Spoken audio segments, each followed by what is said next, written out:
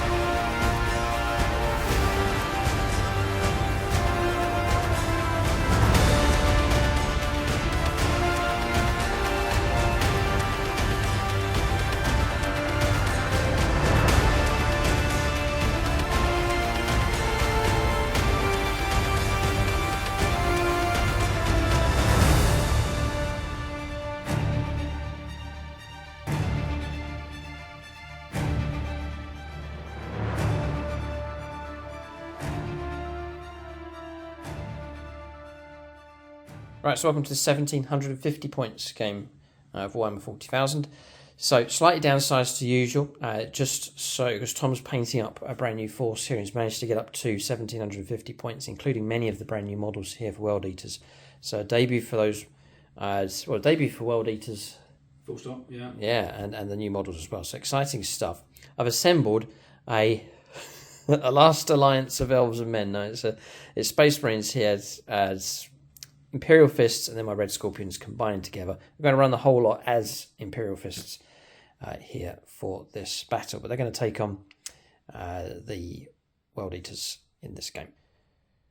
So before I run through the list here for the Imperial Fists, there's gold level patrons. That's the top level of support on Patreon. For that, they get the names in the end credits. A Patronic dice to use at some point during the game. We'll also shout out their name as the dice is required at some point during the battle. There's also silver level patrons. I'll call out their names at the end of our game.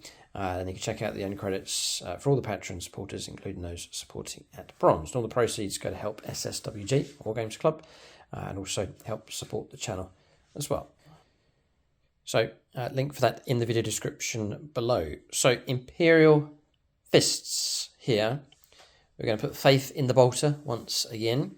My firstborn Imperial Fist army is gone. It's been dispatched to some other end of the galaxy here, but Primaris Space Marines take their place and supported here by the good old buddies, the Red Scorpions, to combine together to fight the forces of chaos. So Arcs of Omen detachment here, running them as Imperial Fists. So 6s with bolter weapons, pop extra hits coming through. We ignore light cover as well for our firepower. And I think it's on turn 1 we get +1 damage for higher strength heavy weapons.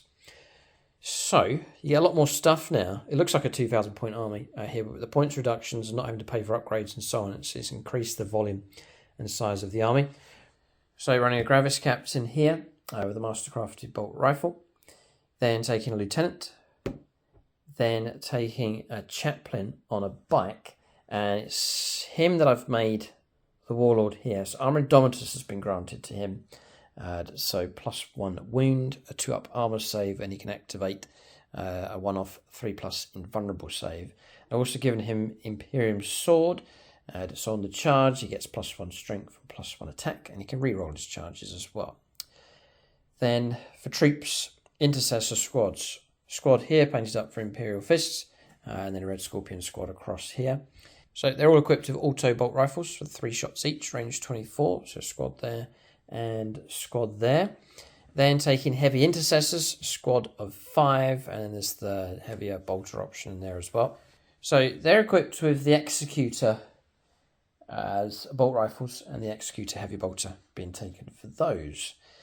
Then for elites, aggressors, a squad of 6 of them. We'll see how well they get on. Also taken Apothecary here, being taken in the list as well, and fully loaded out with the plasma. Macro Plasma Incinerator here is Redemptor Dreadnought, taking the fist as well. Then on to fast attack here. Inceptors, 2 squads of 3 with their assault bolters. Then taking an ATV with multi-melter. Outriders being taken as well as another fast attack option. And then finally for heavy support Hellblasters. So the way this detachment works here is I've gone for the fast attacks HQs plus the fast attack 3 compulsory fast attack and then the 1 compulsory HQ, and the rest is optional. So you can take extra fast attack, and then the troops and elites and so on fit in nicely with that. Just checking. Elite, elite, and elite. Yeah, I think we're all good here. So yeah, so your elite single characters don't count either. All right, fine. Yeah, so they go in their own little elite section. Yes. Okay. So that's fine. That's the list here for the Imperial Fist. Tom says there's lots of bolters here. I'm intimidated by the sheer amount of bolters. Good. Okay. Well, we'll try and... The idea is just to not let you touch us with with the stuff here. I guarantee last month that was probably about 2,100 points or something. Yeah. Space Marines have taken a point shrink here, which is good. We're filling out the ranks well here, but the ranks may well be thinned as the game gets going. We shall see. So we have unit allocation here. So we've got Phoenix Lords, top level support and YouTube channel memberships. So they get allocated to units during our games for all of our battle reports. I've also got a couple of Autarchs now as well. They get allocated to individual models here for our battle reports. So Mephisto here on to the Redemptor Dreadnought. For some firepower, Longbow BB will pilot the armoured ATV. Ben Shaw onto the Chaplain here for this game. Amy Armour onto the full squad of Intercessors. BPP Wargaming onto the Imperial Fist Intercessor squad, led by Dylan Moore here, so Sergeant Moore here in this game as one of the Autarchs. Another Autarch here on the Heavy Intercessors, so that's Midnight Miniatures. I put him onto the Heavy Bolter option, the Executor Heavy Bolter for this game. And then Michael Fryer, diehard Space Marine player, so put him onto the Aggressors here in this game. And then Ed Farrow onto the Captain for this battle. That's Phoenix Lords and Autarchs allocated here for the Imperial Fists. That's the list. We'll take a look now and see what the World Eaters have in their list.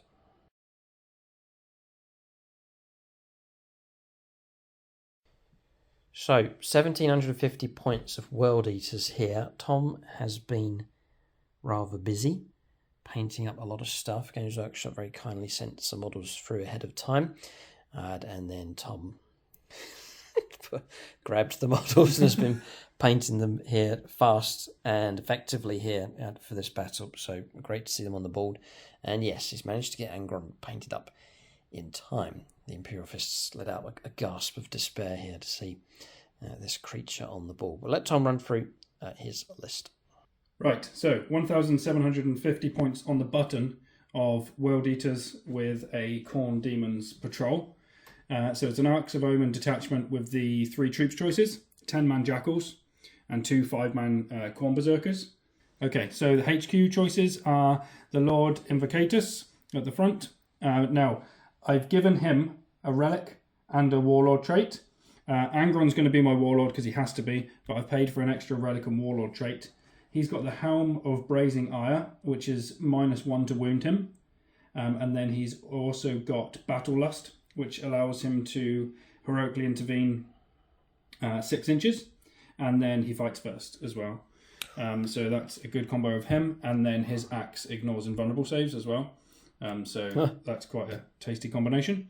And then I have Elite Choice in this unit is the squad of 3 Exalted 8-bound at the back. And then for my Lord of War choice, obviously, Angron himself. And he's got a Warlord trait that is a 6-inch aura of switch off objective secured. Then I've got a patrol detachment. I just wanted to do this just because it would look fluffy and cool. Having the Juggernauts, the Blood Crushers, 5 Blood Crushers just to accompany the Lord on Juggernaut at the front. And then 2 squads of 10 Bloodletters. And this is a magical Demon Prince because he doesn't look like he has wings, but he does. And I'm just going to say it's because his legs are so long he jumps really high. Oh, so that's what I'm going with. Yep. So that's it, 1,750 points. Now, a little caveat is obviously I'm going by the World Eaters points, and I'm paying for upgrades because it's not been said otherwise yet to do that. So I think I'm at a slight points disadvantage. So that'll make it all the sweeter when I destroy you. Yes. Yeah. Okay. So congratulations, Tom, with the painting. Superb job here, getting them painted up in time. Brilliant colour scheme. And the sculpts as well from Games Workshop are absolutely superb. So all the way down to the jackals across here. So these are the resculpt of Khorne Berserkers, right? Yep. And their head and shoulders, they're huge. They're on another level to the previous Khorne Berserkers. Yeah. And these things here, incredible. In fact, I'll tell you what, it's a good idea. Just so that people can see. You should see some of these on YouTube channel shorts as well, but that's the level of sculpting here from Games Workshop. The disc in his fist. The fluff behind these is they've supposedly got 8 demons inside them. Right. Which is a little bit over the top, but you know. Oh, how fitting. What? Ah!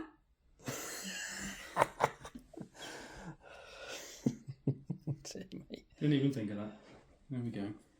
They're incredible. So that's those 8-bound, they're called.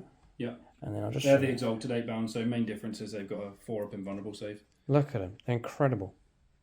Plus you put them on these risen them up a few millimeters as well on the bases, so they really They stand toe-to-toe with the Primaris. Yeah.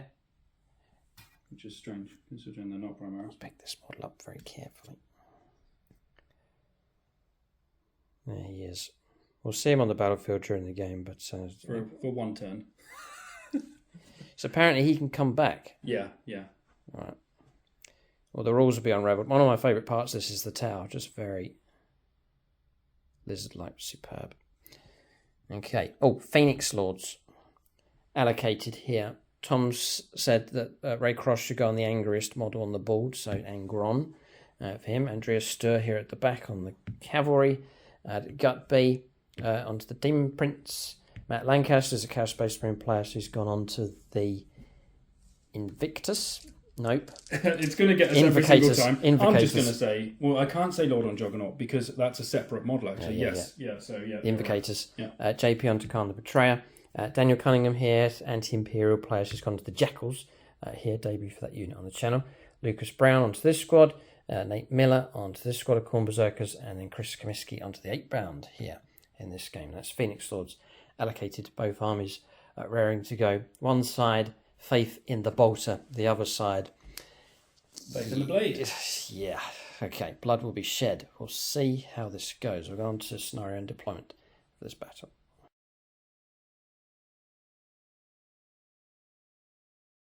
Alright, so we have a scenario.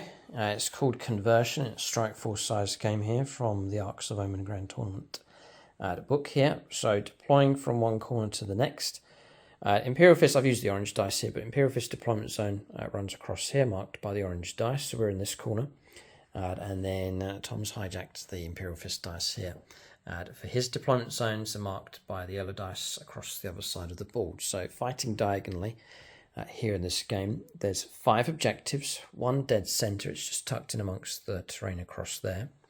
There's a home objective each, here's mine, and then Tom's just tucked in the corner there with the containers. Then there's 2 more in no man's land, this one here on this flank, and then over by the buildings across there is the other. So 5 objectives in total. On turn 2 onwards, at the start of the command phase, the control of 1 objective marker is worth 4 points. If you control 2 or more, it's worth another 4 points. And if you control more than the opponent, it's worth another 4 points on top of that. Leading from the front is the special rule. So on a 1, 2, or 3, you don't get your CP bonus if your Warlord is not on the board. So I think both players have their Warlord on the table. So that shouldn't be a problem. And then in every battle round, at the end of each player's turn, and that's including turn 1, you score 4 victory points if you control the objective marker in the opponent's deployment zone. You get 2 victory points if you control an objective marker in no man's lands, including the middle ones, so those 3. And then you lose a victory point if you don't control your home objective. So it's a small enough, there's some incentive to hold the home objective, a big incentive to push through onto the opponent's objective. So smash your way through and kill everything. I think that suits Tom's army just well. And then the Imperial Fists, they've got to figure out a way of doing that as well to pick up points. Or just hold the line and bring the enemy down. We'll see. That's the scenario here for both sides. We'll now pick 3 secondaries each. Alright, so secondaries here. Imperial Fists have gone for no prisoners. There's no vehicles here. There's plenty of points to be picked up for killing models with wounds, non-character models. Then assassination. Tom's got a number of characters. I think he's got 4. So points available for destroying characters. And then we've gone for a Space Marines one here. Shock tactics. So if we reclaim or grab an objective the opponent was holding and we control it at the end of our turn, then we get 4 victory points. So a big incentive for the Imperial Fists to counter punch and pick up points for retaking and grabbing objectives from the opponents. That's our secondaries chosen. All right, so Tom, for showcase here, and just to experiment, has gone for all 3 of the World Eater secondaries here. So Pile the Skulls, which is... Pile the Skulls is basically, you gain blood tides every time a unit on the battlefield dies. Yeah. So you can spend blood tides at the end of each battle round before purchasing any blessings of the Blood God. You can spend blood tides to get victory points. Right. So you can either discard 1, 2, or 3 blood tide points. If you do so, score 2 victory points for each blood tide point discarded. So if you just scored 3, you get 5 victory points. Yeah, right. To a maximum of 5 per turn. And then seems really strong. Yeah, we'll see. You got to kill stuff first, Tom. No. I get blood tides for you killing me as well. What? So if you kill me, if you wipe me off the board and I don't use my blood tides on anything else, I get 15 points. So it's crazy. So whatever way around it, as long as you fight, you win. Yeah, that's corny, isn't it? Sounds a bit orky to me as well. And then the Blood God's Due. Yeah. All right. At the end of each player's turn, score 1 victory point for each objective marker on the battlefield that was drowned in blood. For an objective marker to be drowned in blood, 1 or more units, excluding vehicles, that start... basically, if I stand on a marker and you kill me, it's blooded. So I get victory points. Well, that's one of my aims. I'm getting victory points for being slaughtered. Weird. Yeah, strange, but cool. And then Purge. And then Blood for the Blood God. Oh no, what's... sorry. It's a Purge the Enemy, Blood for the Blood God. I wrote Purge the Enemy and then... Blood for the Blood God is cool. And that's at the end of the battle round. Provided no World Eaters units have fallen back, score 2 victory points for each monster, character, or vehicle unit that was destroyed by a melee attack made by World Eaters models from your army this battle round, and score 1 victory point for each other unit that was destroyed to a maximum of 4.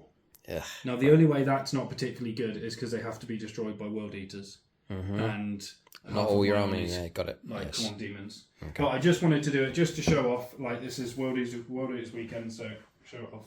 I'll do. Okay, now secondaries chosen for both sides. We'll start alternating and placing units on the board next. I just mentioned the battlemat and terrain that we're using in this game. So battlemat is from gamemet.eu. Perfect for this battle here. It's very sort of grim, dark, chaos kind of feel to it. This one's 6x4 in size. I've marked it out across here for the boundary for our game for 60 inches across. But gamemet.eu do a wide variety of battlemats, including 60 by 44 inches, the appropriate size now for 9th edition games of 40k. Then on top of that, I'm using their industrial terrain set, which is these buildings across here, that larger structure there, the containers here and here, the pipes as well, is all part of that terrain set from them, and also one of the single larger pieces that's available from them. But you can check out gamemat.eu for your supplies of battle mats, all shapes and sizes available from them, and then pre-painted terrain sets available as well. There's a link for them in the video description below. There's also a discount code for you as well. Alright, so deployment done for both sides. We'll cover the Imperial side first of all. So Intercessor Squad here. I've kind of gone for a block of fists, block of scorpions, and then like a rapid maneuvering flanky fist combo on the extreme left-hand side. I've got a plan here, so we're going to try and form a castle around here with these. So we've gone into objective achieved. Okay, so a sand castle here. So intercessors, captains with them, the apothecary and lieutenant from the Red Scorpions as well. Heavy intercessors here at the back with their brilliant range, but they've set themselves up within range of the buffs and bonuses and the objective. And then aggressors deploying here for the block of Red Scorpions, the intercessor squad just ahead of them. Hellblasters here, the Dreadnought just with them, and then the flanking biker combination across here. So the ATV, the Outriders, and the Chaplain as well. I've gone into Deep Strike here with these, just as a bit of fire support, flexible option with the Inceptors. So that's deployment done for the Imperial Fist. So we'll head around the other side of the table here for the deployment for the World Eaters. So Tom's a bit on edge here with the... A bit? Like, I need first turn. I 100% need first turn. He fears the bolter. I say that. I need first turn. Most games. He fears the bolt here, which is how it's meant to be for 40k. Xenos and Chaos alike should fear the bolter and the man behind the gun as well.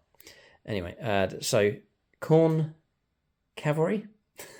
Blood Crushers. Blood Crushers, I should know them from the Demons game. So yeah, Blood Crushers, and then the Invocators. Or get it. Can we please have ideas for name for this guy so we don't have to call him that every time? Yeah. So names would be good. Okay. Well, the Black Death. Ooh. Yeah, I like that. You can leave. No, I think his mount should be called Black Death. Yes. Yeah, and he needs to be called something else. Plague. No, that's too nogly. No, that's far too nogly. Yeah. Okay. And then Blood Drinker. Okay. And then something with blood. Blood Spiller. Yeah. Then Khorne Berserkers here. Angron in the middle. He's going to go straight for the jugular here, I think. The Demon Prince of Wings. So bear in mind he can move pretty quick. He does have wings. The Jackal's just swirling around his feet. And then the 8-bound, along with the other 5-man squad of Khorne Berserkers, and then Khan's in there as well. Oh, is he? Oh, yeah, there he is. Yeah, blending in with the other models. There's Khan the Betrayer. So Tom's Deep Strikers, it's the Bloodletter squad. So 2 squads of 10 to deep strike in turn 2 onwards. Yeah. Yeah. Okay. Yeah. If I did take just once again because the codex is new, if I took normal 8-bound instead of exalted 8-bound, they can deep strike in, and they can deep strike in turn 1 as well. Whoa. So Okay. they've got a special ability to do that. Yeah. But I've taken these guys as exalted today. Okay. All right. So that's deployment done for both sides here. Proper Imperium versus Chaos here, and a debut here for the World Eaters. We're going to the first turn of the game. Roll up to see who goes first. All right. So we're going to the first turn of the game. We're going to roll up to see who goes first. I think Tom's going to turn Patrak straight away. Going for the Raycross dice. Yes, of course. We'll fight you back with Andrew. Well, I don't know. Yeah. No, I would like to go first. Yeah, we'll go Andrew Swan. He's an Ultramarines and Custodians player here. Pure Imperial. Touched by the Emperor himself, this dice, Tom. Against the Raycross Angron Angry dice. This is serious stuff. Right, I'm doing it. Oh, it's average. No. For Dawn. No! Yes! God. Blood for the Blood God! Oh, here we go. All right. We'll go on to turn 1. Chaos will make the first move here. Tom's got his wish. Turn 1 here to the World Eaters.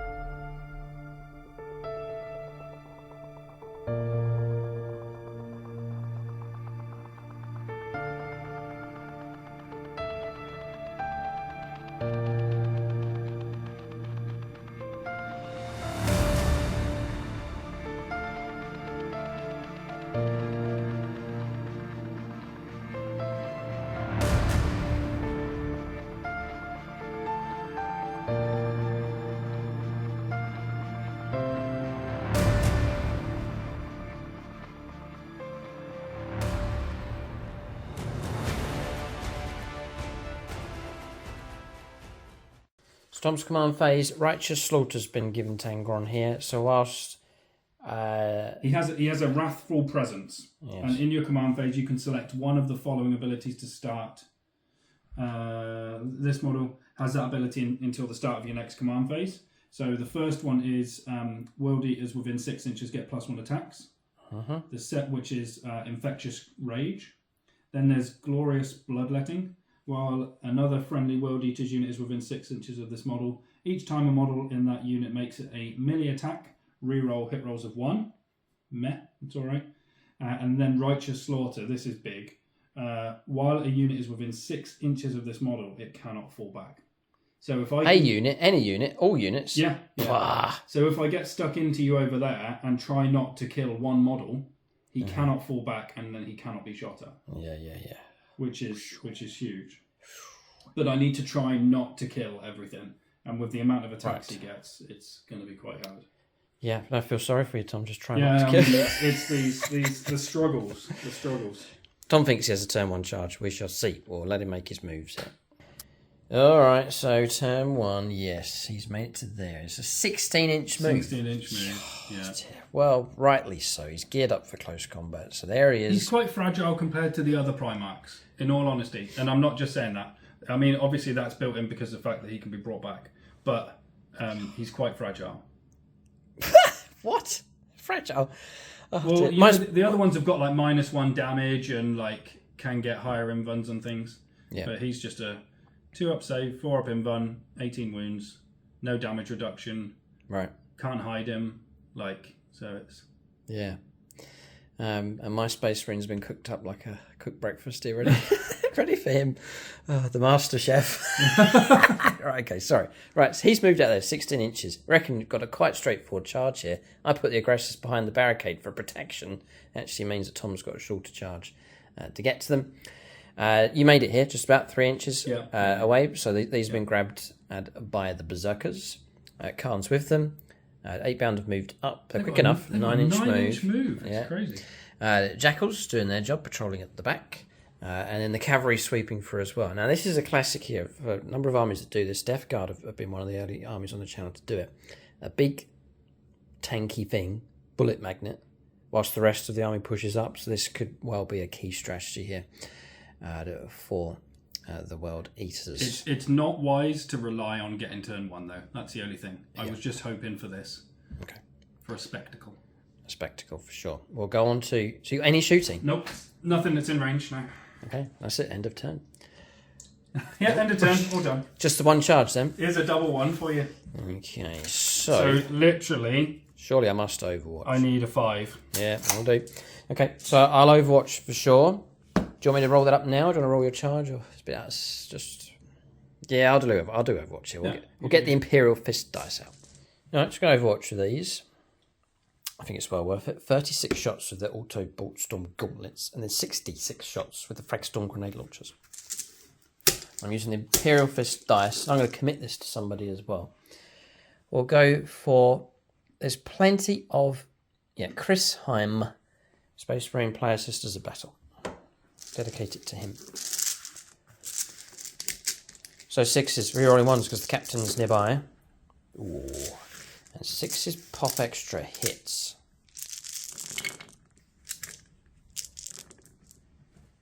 We're off to a good... We're going to mark this demon. We're going to do something. I'm going to just sense it. Lots of 1s, but the captain's nearby, and he's helped a little. Oh, there's no rend on these, is there? No AP? No. So what's your armor save? 2-up. Yeah. Lots of hits. Just imagine the theme of this, though. He just vanishes, lands down in front of them. Demon! Crater in the ground. the whole gun line just goes and it just locks on him. Yeah. Here we go. Or just the initial reaction, the captain sees it, and then his first order is straight to the aggressors. Dacker and, oh man, yeah, we're starting to get into this already. This is the movie. So I think these just generate an extra 9 auto hits. Is that right? For Imperial Fists? I have no idea, but I believe you. Okay, there you go. Look at that. And then we'll... 5 to range, right. We'll roll this now. You've got a lieutenant nearby? Yes, I do. So I can re-roll. Okay, sorry. Oh dear. Yeah, we'll wound him. We shall wound him. He gets his turn 1 charge, but we get the first blood here. So 8 saves to start off with. Gonna roll it or save it? Nope. 6d6 shots.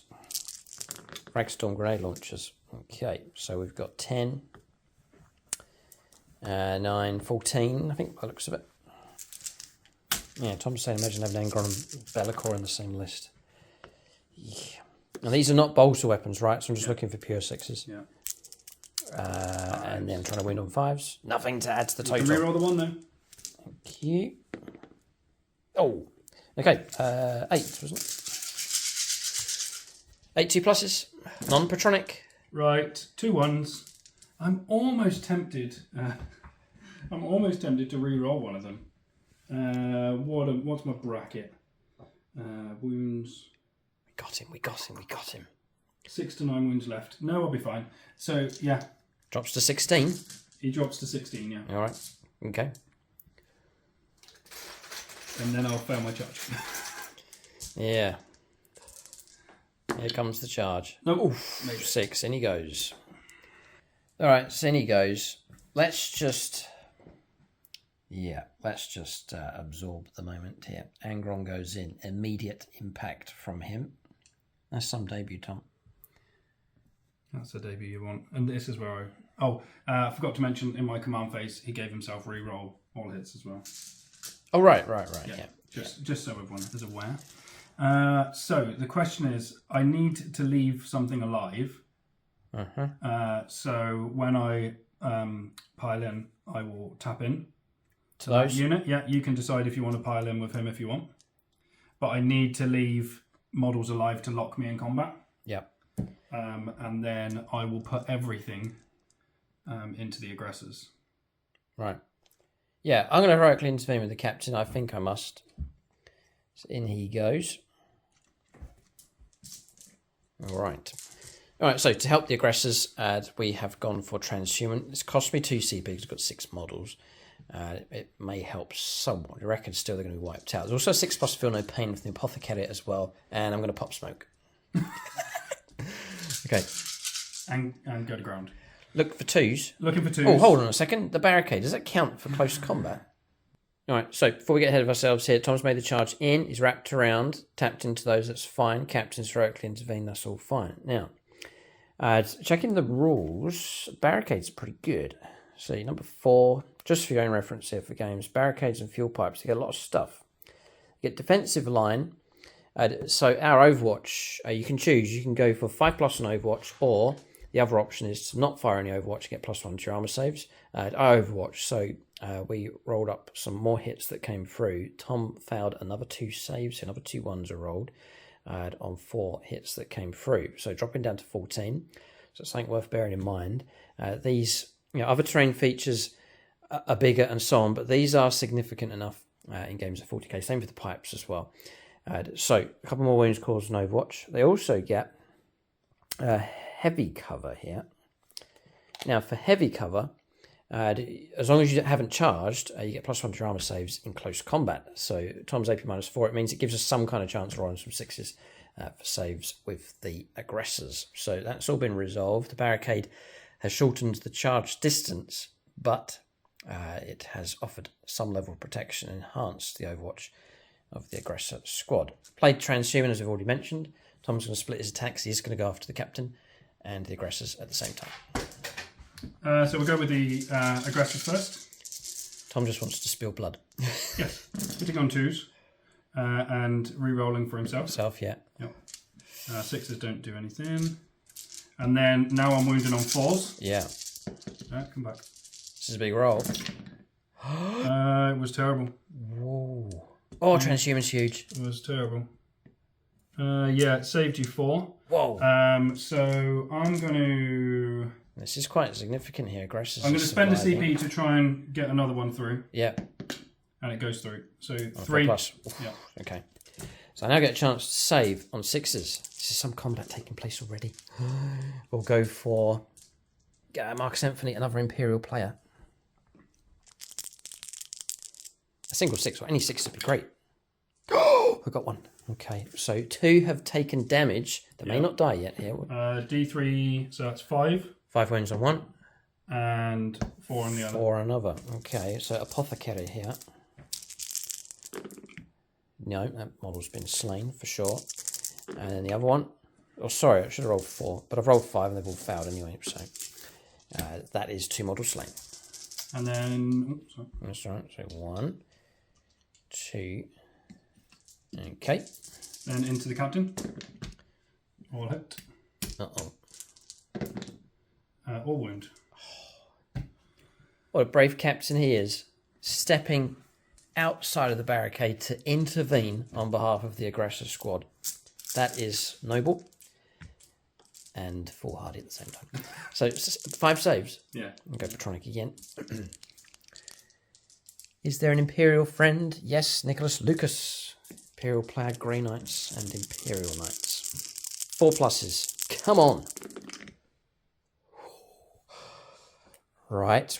Now this is got a 666. God, for the Emperor. Those 2 have made it through, in which case he'll die. So surely I must go for a CP reroll. Nicholas Lucas, 50-50 to keep this captain. You spent 4 CP turn 1. Yeah. Tom's spilling blood. I'm spilling command points here in this game. 4 plus, come on. Yes, we've got to have 4 for 6.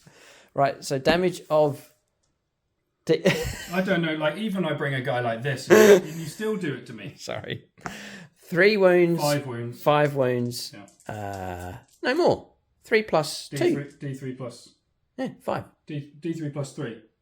So I rolled a 4. Yeah, 5. Yeah, 2, 5. Yeah, 5. I'm still alive. I'm a 7 wound model, so we've got 2 wounds left. Captain lives.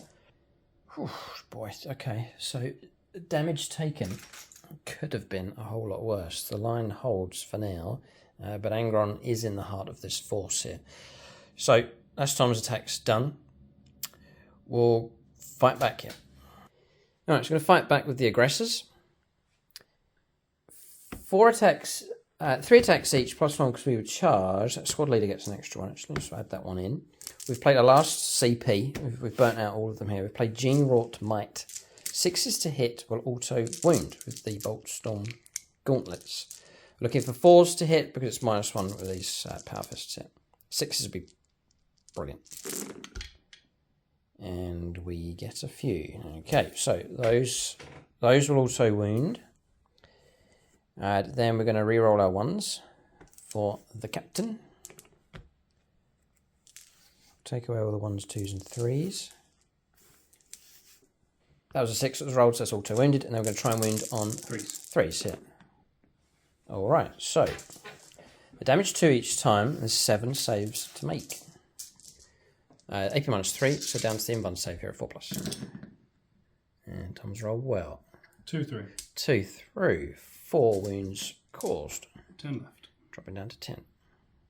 Yeah, I've just rerolled one of those wounds. There's a lieutenant nearby. One of those wounds is a 1. So I've got a 4. So another save to make here. And no, 2 more wounds caused. Drop it down to 8. So the captain to fight next. Got a mastercrafted power sword. That's this one here, the mastercrafted heavy bolt rifle. He's got mastercrafted power sword. 5 attacks, we would charge. So we've got 6. Looking for 2s. Triple 1. We're looking for 5s to wound. He's got his wound. 1 wound comes through from the captain. -3. That's been blocked on the inbound though, so no damage coming through from the captain. Alright, so we won't charge. We don't get our extra attack here. So 2 attacks each, 9 of them. And then there's the sergeant there as well. So Sergeant Moore, one of the Autarchs now, on channel membership. So do his attacks separate. See how well he does. Gets his hits. And we're looking for... What toughness is 5s. Yeah, 5s. Toughness 7. He's toughness 7. Okay, 5s. Ooh. And I can reroll that one for the lieutenant nearby. No. 1 wound does come through. Moment of pride here. Yeah, blocked. Okay, and then the rest from Sergeant Moore's squad. This is BPP Wargaming's squad here. So we're looking for 3s.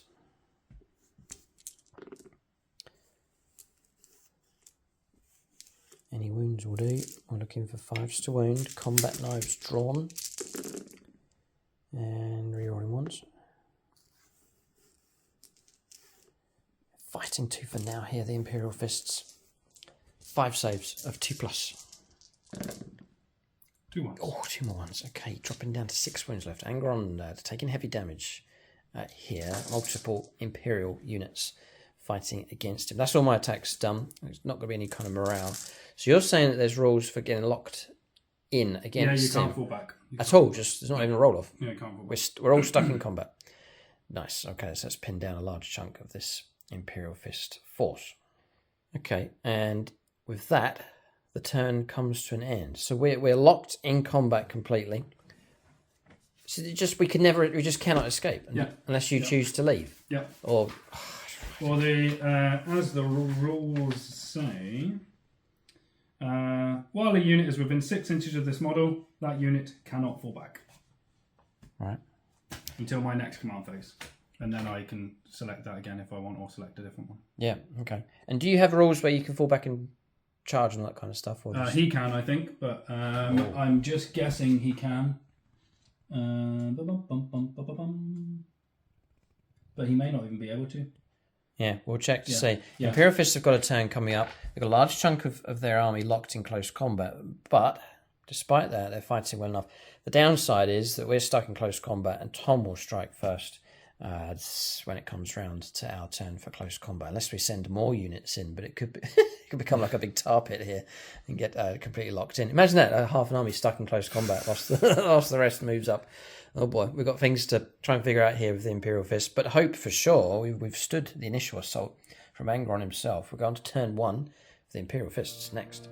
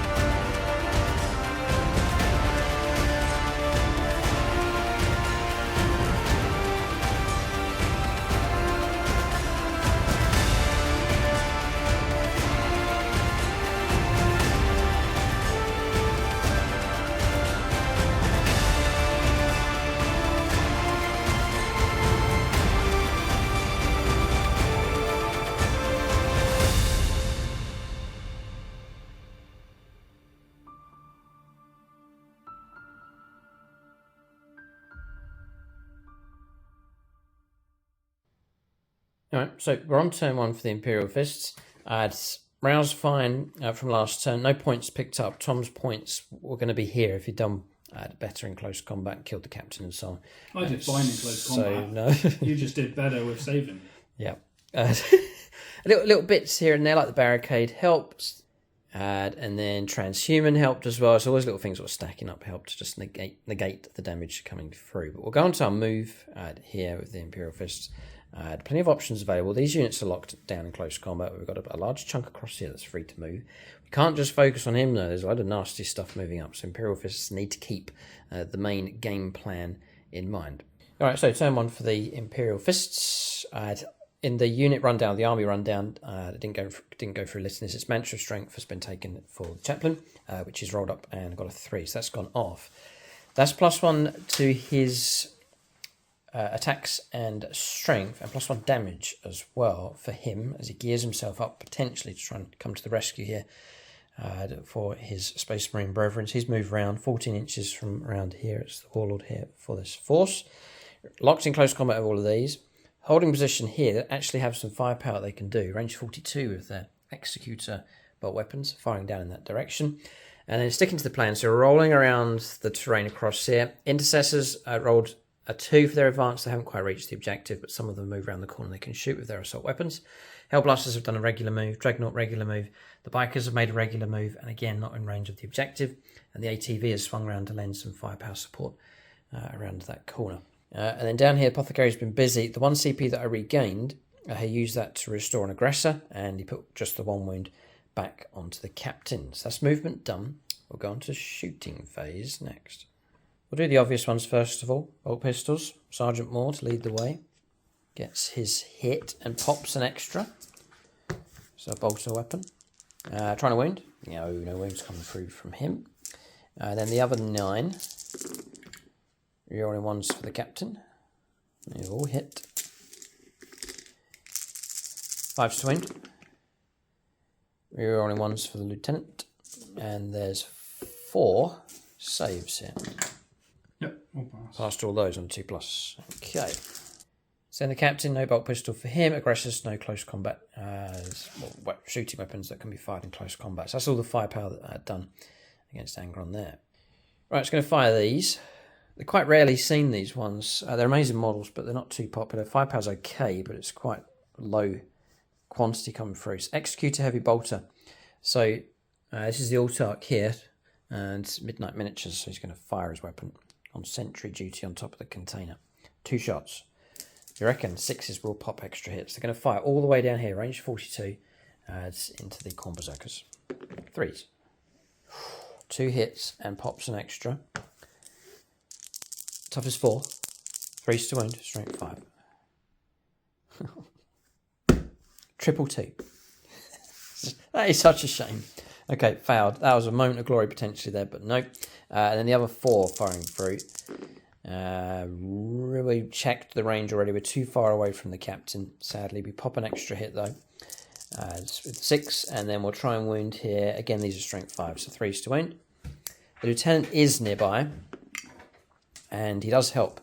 So, Devastator Doctrine. These are AP -2, -3. So 3 saves of 6+. Nope. No, and they're 2 damage each. So it's going to bring down 3 of those. Good long range firepower support coming through. Towards you, basically, when you slaughter them, they get angry and keep running towards you. Wow. Cool rules. So when you slay models, yeah, there's an ability where they can just start pushing Blood towards Surge. you. It's called Blood Surge. Yeah. So when you take any casualties, or Yeah. wow, and that's just once per phase, per turn. No. Forever? I think it's just when you take. We'll check the rules for that, but see if Tom can do it multiple times. But Tom's surged the 2 remaining models further ahead, still in range of the objective, but they've moved another 6 inches. Yeah, can blood surge multiple times. That's why a larger unit would be better, but it's just all the models I had, so Yeah. Otherwise I would have done 2 units of 10. Cool. Okay, so yeah, Tom, more models on the way here. The more we kill, the more the more that come back.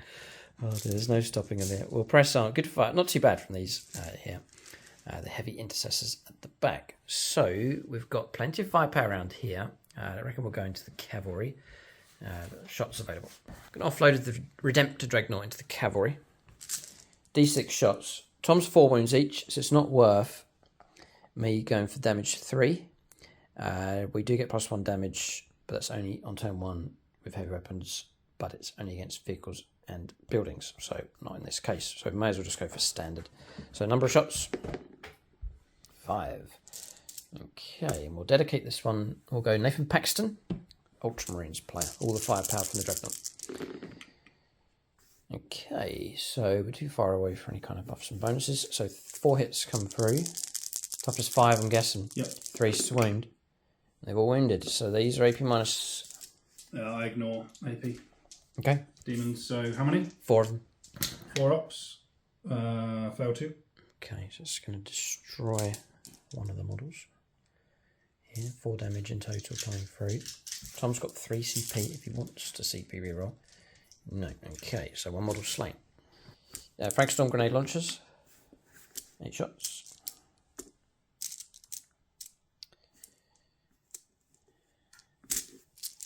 3s. That's not a bolt weapon. And 5s to wound. 2. No minus. 2 2s. 2 wounds taken. We'll go Icarus rocket pod next. Number of shots. 2. 3s. Followed by 3s. No, nothing. And then finally it's the Onslaught Gatling cannon, which will be 8 shots. This is not bolt up, so looking for 3s. And then looking for 4s. And these are at -2. Well, it doesn't matter, so 4 saves. Dead. Okay, another single model slain. Or Tom may want to come on reroll. So there's obviously still Hellblasters to come. There's this squad here, and then the armoured ATV available as well. Alright, model slain, so 3 left. Alright, so Hellblasters find themselves without a target here. It's difficult call whether to go for Dreadnought or Hellblasters, but they're now out of line of sight here, just with this been obscuring terrain, so that's fine, so can't fire those. Done him, got his shots away. We'll go bolter shots from the bikers next. I'll do the bikers next. 2 of them are in rapid, and then 1 firing normal. Looking for 3s, and that 6 pops an extra onto bolts weapons now. 5s to wound. These are AP -1, but doesn't matter. So 3 saves. And 2 wounds taken. Yeah, Dakka's coming through. That's the Outriders done. Intercessor squad, again, they're limited with the amount of models that can see. 4 of them can. They've got the auto bolt rifles. So we're looking for 3s, 6s, pop extras, 5s to wound. There's no AP-, so these doesn't matter. So we're looking for 5 saves here. Failed 1. Okay, another wound taken. Tricky one. 1 more wound would have brought that model down, and then we would have had access to the character. The idea was to try and put the ATV into him with the multi-melter shots, but I've got nothing else that could shoot across there, so the character will be protected, in which case the armoured ATV will put its firepower into that squad of Blood Crusher cavalry. So twin auto bolt rifle. Looking for 3s. Popped an extra hit. 5s to wound. Just the 1. No. Okay, model slain or not. Whether Tom spends the CP now would keep a whole model alive. No. Okay, slain, and then we'll go multi-melter shot here. 3s. 2 hits. 3s to wound. 2 2s! Plagued by... God, 2 2s coming through. Alright, so no damage coming through with that. Okay, 5 pound that flank's not been too bad. Reducing the cavalry down. Haven't got through to the character, and there's still 2 strong in that Blood Crusher squad. I think that's our firepower complete. Not too bad here for the Imperial Fists, despite being locked down in close combat here by Angron. We'll go on to close combats. Charges next. Alright, so there's a tiny bit of shooting left. The chaplain fired across here and put a wound onto one of the Khorne Berserkers. We've gone on to charges, and the chaplain has made it in. So now the cavalry have arrived, trying to come to the rescue. It's Benshaw on the bike. With the chaplain here, going to fight against Red Cross, but a chance to attack with this charging unit here to try and remedy the situation with Angron fighting away here against these Primaris Marine squads. We'll go on to combat resolution next. Alright, so just checking the rolls. I'm going to get to fight first here with the chaplain. So 4 attacks base. Space Marines on the charge. We've got Mantra of Strength, gives us another one. And we've got the Imperial Sword Warlord trait, an extra attack on the charge. So 7 attacks, needing 2s. Now, he has the Crozius Arcanum. So Strength 4, Strength 6. Mantra of Strength pushes us to Strength 7. And then Imperium Sword on the charge gives us another +1 strength as well. So we're up to Strength 8. So we're going to look for 2s to hit. Okay, they've all hit except 1. Then we're going to look for 3s to wound. And this is Max Sword Knuckles, by the way, for gold level Patreon. They've all wounded except one. So 5 have made it through. These are only AP -1, so Tom will go to 3-up armor save. And it's damage 3. So if you want to patronise these, this is kind of important. The situation is, if 2 of these make it through, it's going to be enough damage to bring Angron down. So do we have any Chaos players out there? Yes, there's some. I think there's someone that updated, got in touch and let me know that they're a Chaos player. We'll just check it. Tom. Gonna go it's with Blood Angels Ryan now because he's red. Look. Blood Angels are pretty much Khorne, worshippers of Khorne. Anyway. So, I've said that now. Here close your ears, James. Blood Angels, Imperial, but he's also an Orc player as well. So 3 ups. This is a huge roll. Right. Crumbs, so 3. Yeah, I can't. There's nothing you can do. No. I just can't roll saves. What can I say? Does he explode? No. He doesn't explode. Nope. Oh, he's gone. Sheesh, man. Right. Okay. We've got some. There's some more rules to come. We may not be rid of this demon yet. There's the ability to come back again. Chaplain's gone in here for the Imperial Fists. Just at the right point. We'll let Tom check the rules Yeah, here. I'm just working out on the individual. Right. Now, to explain, you need blood type points to bring him back. Mm-hmm. It's not a stratagem or anything else, and you need 6. Mm-hmm. And because you would have picked up some earlier on if you got kills across here and stuff. Yeah. Right. So because of this holding the line across here, models and characters not dying, those points didn't come through. And then Tom's not had enough to bring him back. So Angron's down, and he's going to stay down here in this game. The Space Marines have cleared their lines for now, at least. Space Marines holding the line. All right. Revenge will be had. Yeah, Tom said the game's not over, don't worry. So he's going to press ahead. There's some more. It's not just Angron to showcase. There's other stuff available for sure. And he's particularly dangerous, as we may well get to see. But the large demon that's come in has been repelled just in the nick of time. Without the chaplain, who knows what would have happened. Okay, so that's that resolved. I don't think I'm going to consolidate.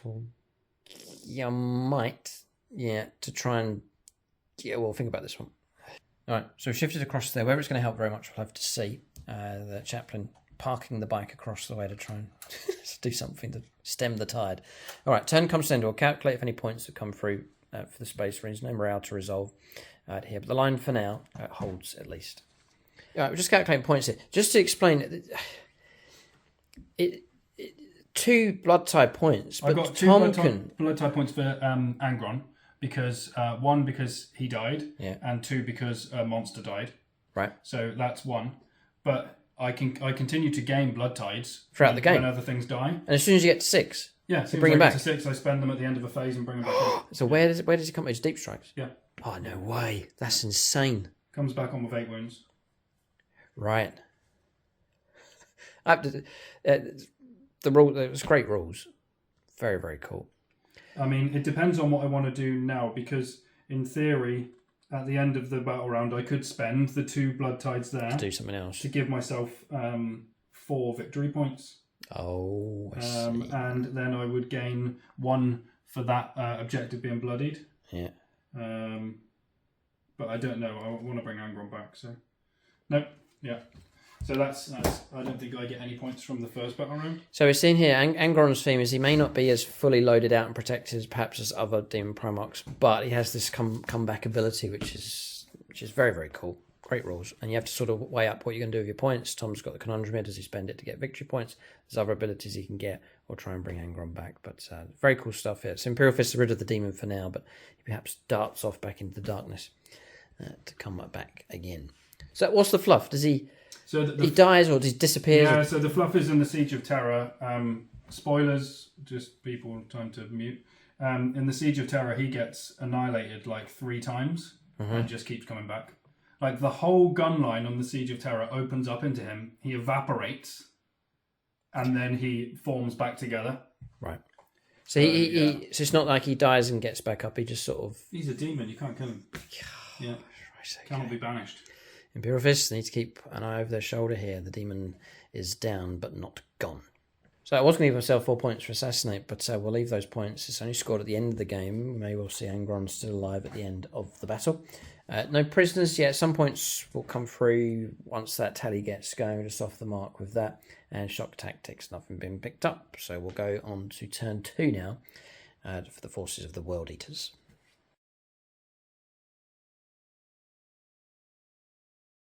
Alright, so movement here on turn 2 for the World Eaters. So out of nowhere, these have turned up. So the 8 bound, they were here. 9-inch move, surged them ahead quite nicely. Tom then rolled a 6. So they got themselves right into the fight here nice and quick. Corn Berserkers have moved up, moving in advance from them.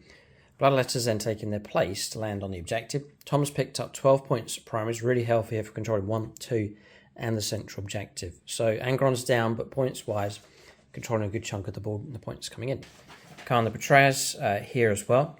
Bloodletters taking over that objective over in the other corner as well. Interesting use of them here as Tom's dropped them in to let the World Eater squads push forwards. Corn Berserker squad across here, pushing through. Dim Prince with Wings has jumped up and over. He has the fly keyword. He's an inch or two back that direction, but he's shifted across in this direction and may well be able to stretch between the two. Maybe not, but he can reach either of those characters. No problem. And the cavalry, as predicted, really, they've gone straight for the Red Scorpions and Imperial Fists over on that flank. And Tom's going to read a statement here. Yeah, so I'm going to read a statement. I have only just seen this rule that the Lord Invocatus has, and it's the Road of 8 Bloody Steps.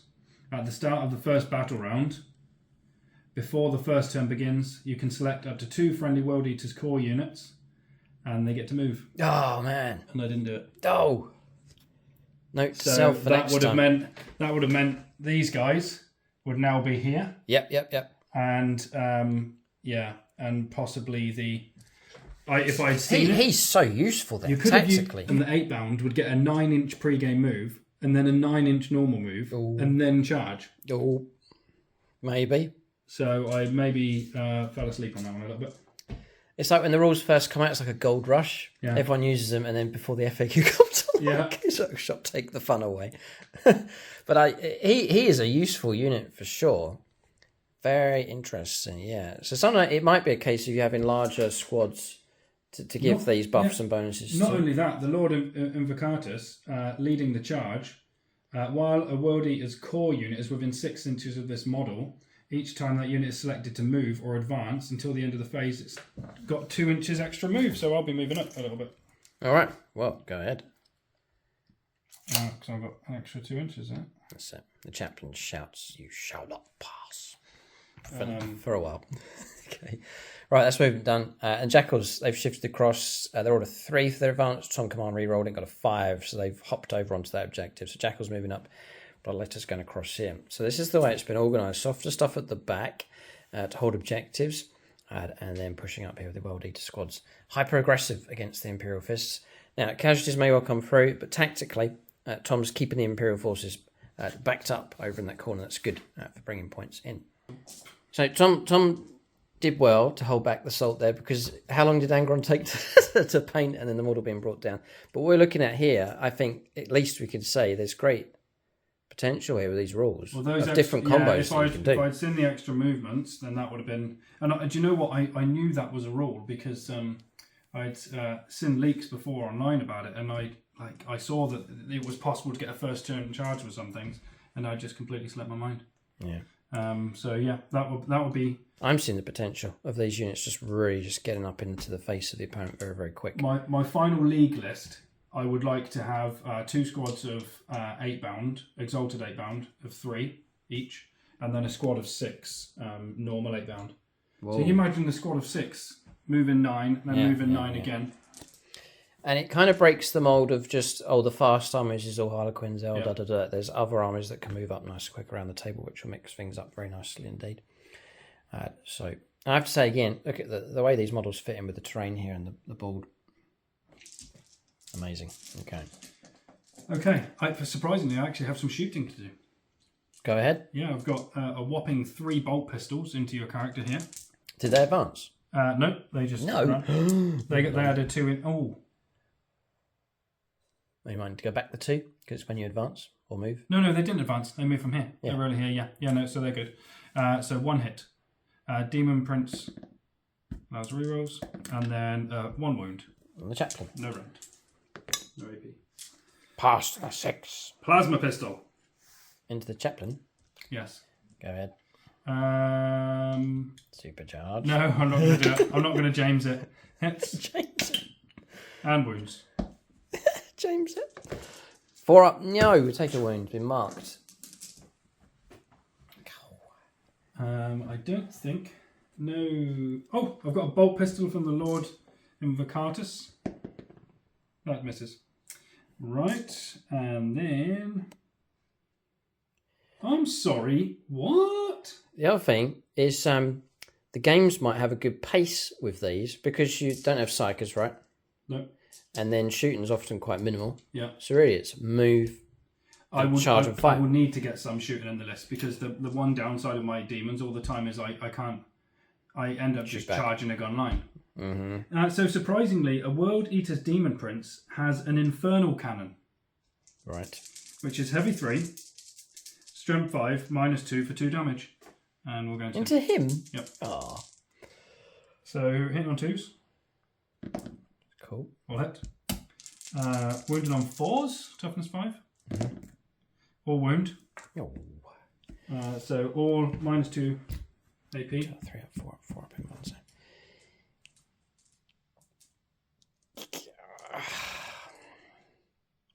Now, I'm thinking whether to do the armor indomitus or not.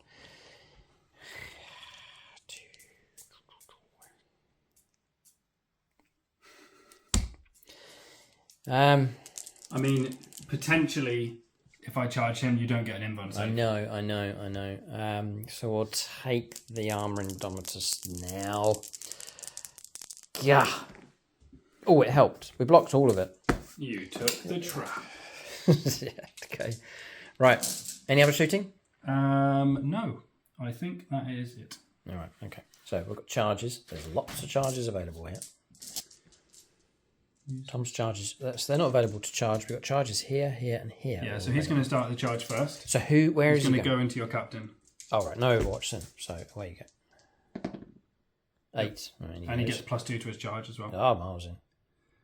And I'm going to stick him like that. World Eaters, again, frustrating, blah blah blah blah blah, but quite fun, like the way they work and stuff. Yeah, I just like the idea of them. I like the idea of having big blobs of corn berserkers, and as each one of them's getting shot down, they just keep running at you. I think it's class. Yep, and Chaos players have been saying that for years. Big blobs of corn berserkers. So we're going to go with these guys into them. I might. Oh, I could Overwatch maybe.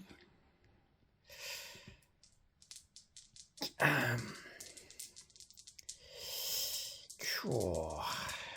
No, I'll refrain myself. 7. A bit of trivia as well, if people are into that a little bit, and you can leave your answers in the comments section. There's 4 things to find on this map. So it's like a bit of Where's Wally, 40k style. So the 4 things to find, if you can see in the first person, leave it in the comment section. If you see all 4, then just say who they are, where they are on the board, and then you can win if you get it first in the comment section. So the 4 things to find is a classic Imperial Fist Space Marine. Called Frank Castle. Frank Castle, yeah.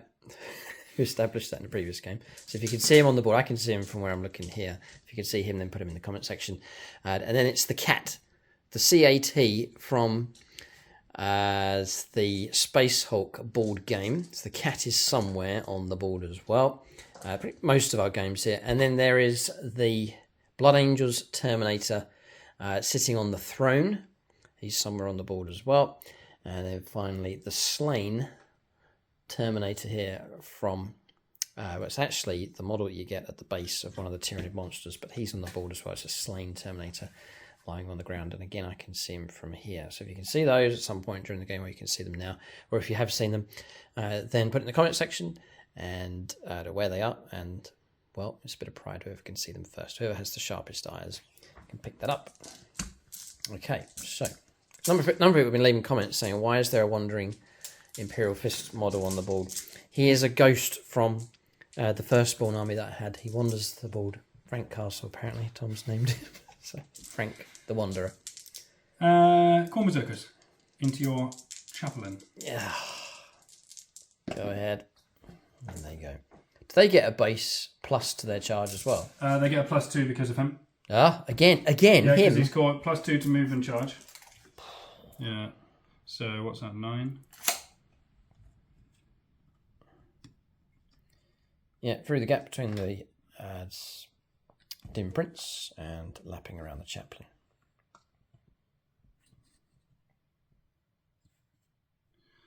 Right. And who's that going? It's Nate Miller's squad. Okay. Demon Prince, if he wants to charge. We'll have to take a lot of Overwatch. Yeah, well, some, maybe. And a bit of AP minus going on as well, but you ignore that because of the rules for them. Potentially not, because he's a World Eater's Demon Prince. Right, we're on Tactical Doctrine here, so we AP -1. So, World Eater's Demon Prince. No, I don't ignore it. Okay. I'll be on a 4-up save anyway. Yeah. If that comes through.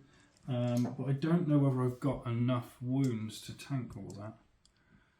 Again, Tom's intimidated by the bolter, which is good. It should sow fear into the hearts of the enemies of the Imperium. I'll go in. The charge is going to go ahead. We will Overwatch. I said we were going to do it, so. 30 shots. We've got a Captain Lieutenant nearby as well, actually. We'll try and mark him for death as well. Ooh, there's some 6s. And there's a few more. Okay, we'll re-roll our 1s. Okay. He's toughness 6 or 7, I would imagine. Yeah, toughness 6. Yeah. Oh, no, yeah.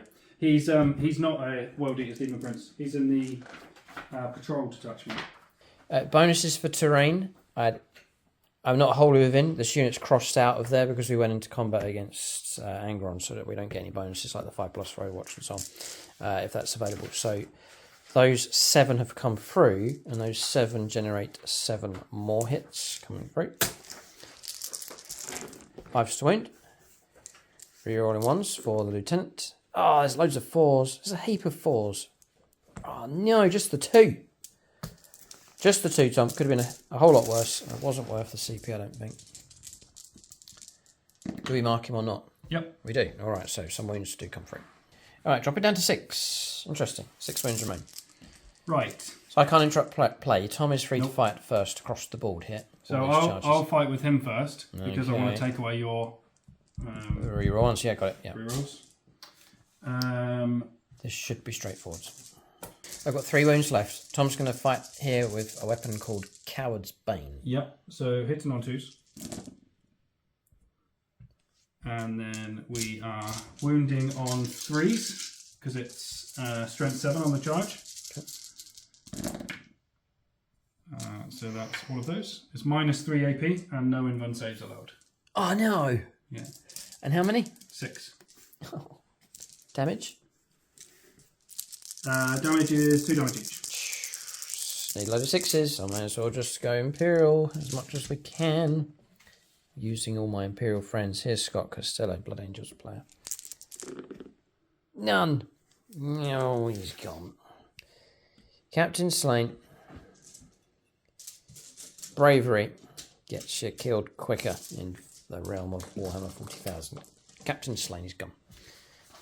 So you're going to sit where you are, you want to tap into stuff? I might want to tap into stuff. No, he's just tapped into those, he's not going after the aggressors. Demon Prince next. 2, 4, 6, 7. 7 attacks base, 8 for charge. World Eater's happy now, they're in amongst the Imperial units. This is looking a bit precarious across here for us. Hitting on 2s. All of them. And killing No, not killing.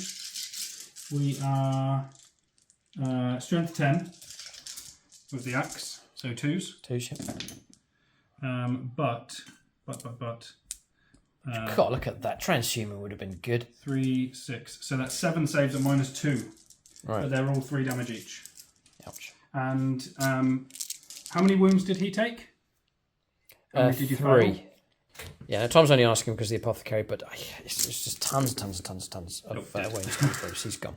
So I'm trying to make saves here. And how many was it? 7? 7, yeah. I'll go Patronic on this one. Looking for an Imperial friend. Drew Gums. Cadians.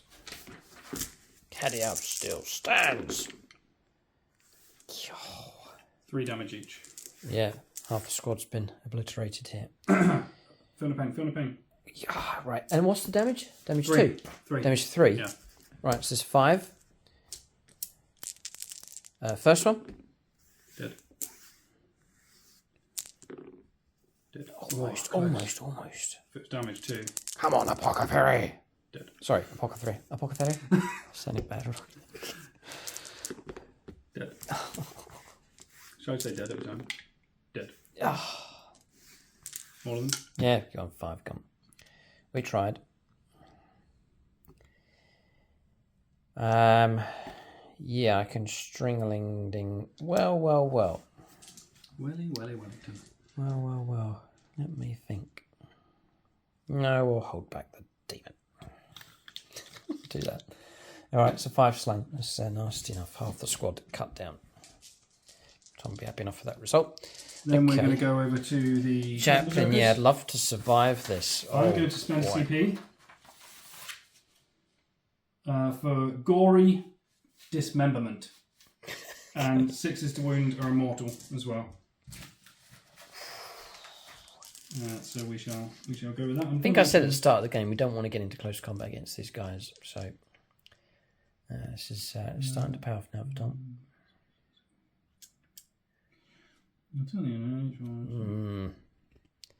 Imperial Fists. The intimidation was if the Imperial Fists were able to bring all their guns to bear. That's where the danger would have been. But initial charge came in and did disrupt the line. All this firepower was then negated across here. We lost out on a fair chunk of firepower as well. We've been divided here between the two, and it's allowed an avenue or an avalanche of World Eaters stuff coming through. So it's like an open corridor here at the moment. Not too much Imperial Fist resistance. Right, so Corn Berserkers. I don't know. There's aggressors sitting there. They're potent enough. They are potent enough for the Emperor. You're quite right. I'm starting to get a real sort of... I can see where James gets it from. There is that kind of... the more oppressed you get, the more dark and strange stuff comes towards you, the more fire of the Emperor burns within your heart, and you just want to drive them back. Okay, sorry, carry on. Right, so we are going to go with the Corn Berserkers, and I'm going to spend that CP for 6s to wound our immortal. This is the Miller squad here, and it's against my chaplain, Ben Short. And we are going to start off with the Cornate Eviscerator. And that is the dude with the massive two-handed axe. And he is getting 5 attacks on the charge. Oh, it's mixed weapons, cool. Yep. Hitting on 3s. I thought I'd rolled a string of 2s. Right, we'll ignore all of that and we'll go straight on to the other weapons. That is just comical. Like, I don't know what to do anymore. Honestly. I do not know what to do anymore. Okay. You could quit 40k and work at the salt factory, Tom, and be a millionaire. Berserker Chain Blades. Let's go. Right. How many attacks? A lot. Hitting on 3s. Whoa. Rerolling 1s. That's very good. No. Rerolling 1s. Yes. Ding, ding, ding. Right. I can survive this. Now, I am strength 5, but I'm strength +1 on the charge, so strength 6. 3s to wound. So 3s to wound, Yep. 6 as immortals. Well, would you believe it? I think I need to go and get some fresh air, because what is going on? No 6s. And you're not going to use these, Tom. These are my on? Imperial Fist dice. What is going on? I honestly do not understand. Those are the dice I use for my Adeptus Mechanicus, if that helps explain things. 2, 4, 6, 8, 10, 12, 13 at -2. I'm going to make a prediction about the future. Tom's going to bring his own set of red dice next time. He doesn't want to use those ones anymore. I use those red ones for Blood Angels as well. So how many saves, Tom? He's lost. Concentrating. 2, 4, 6, 8, 10, 12, 13. 13. Unlucky for me. Oh dear. Right, so what's the AP minus? AP -2. 4 ups. There's 4 up in one save, 4 up save. He actually has a 2 up save for armor indomiters. Okay, so 4 ups, right? How many wounds has he got? A lot. And I think he has. I've taken 1 wound. Yeah, he's got 7 left. Yeah. I've got to go Patronic on this one. We'll let Chris Comiskey decide. Oh no, I've touched the dice. It's too late. Ones for days. 1, 2, 3, 4, 5, 6, 7. Blood for the blood god. Why did I touch the Chris Comiskey dice? Thanks, Chris. I can't even CP. You don't have CP. Apothecary. You don't. Yeah. Oh, it's too far away. You can throw his Narthesium at him. Oh dear. Fatal. Head wound. What can I do? There's nothing I can do about it. What you really don't want to know is ding ding. Oh no, it's Ding, going to bring ding. Angron back. Ding ding ding ding ding ding.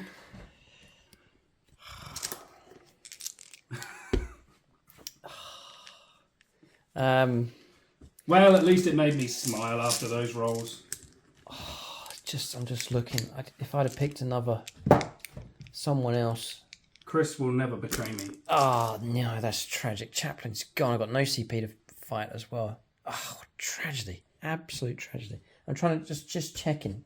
Come on. It's a waste of time because I can't do anything about it. Lost the Chaplin. Chaplin on the bike starts with 7 + 1, 8 wounds. I've taken 8. There's nothing I can do. Chaplin's gone. He's gone. We have to remove him from Rest the play. in pieces. No point in me going in there really, because Tom's going to push forward a little bit. He's not going to push into close combat though. there's nothing to lock you down. Okay. That's the Miller squad though. They smashed their way through, taking out the Chaplain, bringing him down, causing enough damage. Amazing amount of attacks coming through from those. Very impressive. Just a squad of 5, but very, very dangerous for sure. Yeah, basic guys 4 attacks, and then the lead is 5, and then they get +1 for charge. Wow. And then they get +1 strength for charge as well, so there's strength 6 on the charge. Okay. All right, so we'll fight back here with units that are available, which is... No, we're not. Sorry, Tom's got charges across here as well. He's outnumbered over on that flank, but Blood Crushers are dangerous enough. So I can roll up their attacks. Yeah, so we'll go with the Blood Crushers first. Tom's not using Patreons here. He's just in a complete blood. I'm in a frenzy. I'm in a blood frenzy. He's in a frenzy. 4 times. I'm just wondering whether I think those swords are damaged too, aren't they? Yeah, they are. Yeah. So it's 3s followed by 3s. 3s. Ooh, they're dangerous enough. Lots of attacks available from them. Followed by 3s. Yeah, unless you roll like that again. So that's 3. Minus. They used to do mortals on 6s, but they don't anymore. But it's 3 at -3. 2 damage each. 6s to block. None. 3 slain. And then we have each time the bearer fights in the charge area, then fires resolve, change the strength characteristic of this weapon to +2 strength. Okay, right. Then we've got the bladed horns. Yeah, 3s. Comes. 3s. Strength 7, still 3s. 3, 4, 5. These are -2. 5 ups. Blocked 1. 1 damage each. It's enough to kill 2 more. That's not too bad going at all, really. It's very, very good. It's the Amy Ammo squad's been battered here, half destroyed. Okay, so that's their attack stamina. Okay, so we'll fight back. I'd love to cause some wounds. So, 2 attacks base with the Amy Ammo squad. We were charged, and there's the sergeant in there as well. So looking for 3s. I've dropped these dice. It's whole facing. No one nearby to help out. 5 to win. 3. No minus. It's all right. Failed them all. Ooh, 3 wounds. My legendary saves again. Next, we'll put all our attacks into him, see what we can do, try and do something. No, we'll keep on at him. I'll put those 2 into him and 3 into there, so we'll play it that way. So we'll do 3, 3, we were charged. And then we'll do Sergeant, extra attack, and his buddy. Okay. No, Sergeant's not there, Dylan Moore's here. So throw that one across there. So we'll do Dylan Moore fighting here. Cool, for the Emperor. -1 to wound me. Am I? Yep. Okay, 6s then. That's his relic, the Brazen Ire, I think it's called. Okay, that's coming in handy. This is the captain. There is no captain. Your captain's dead. 6s to wound. Got a wound. No AP minus. So 1 save on him of whatever he gets. 2 up. 2 up. Yeah, who's it on? Him. Yeah, 2 up. Oh, how many points is he? 160. Right, okay. He's not cheap. No, But he's an absolute hinge quite, of the army. Yeah. Trying to hit across here. There's no captain. Wounding on 5s this time. Lieutenant.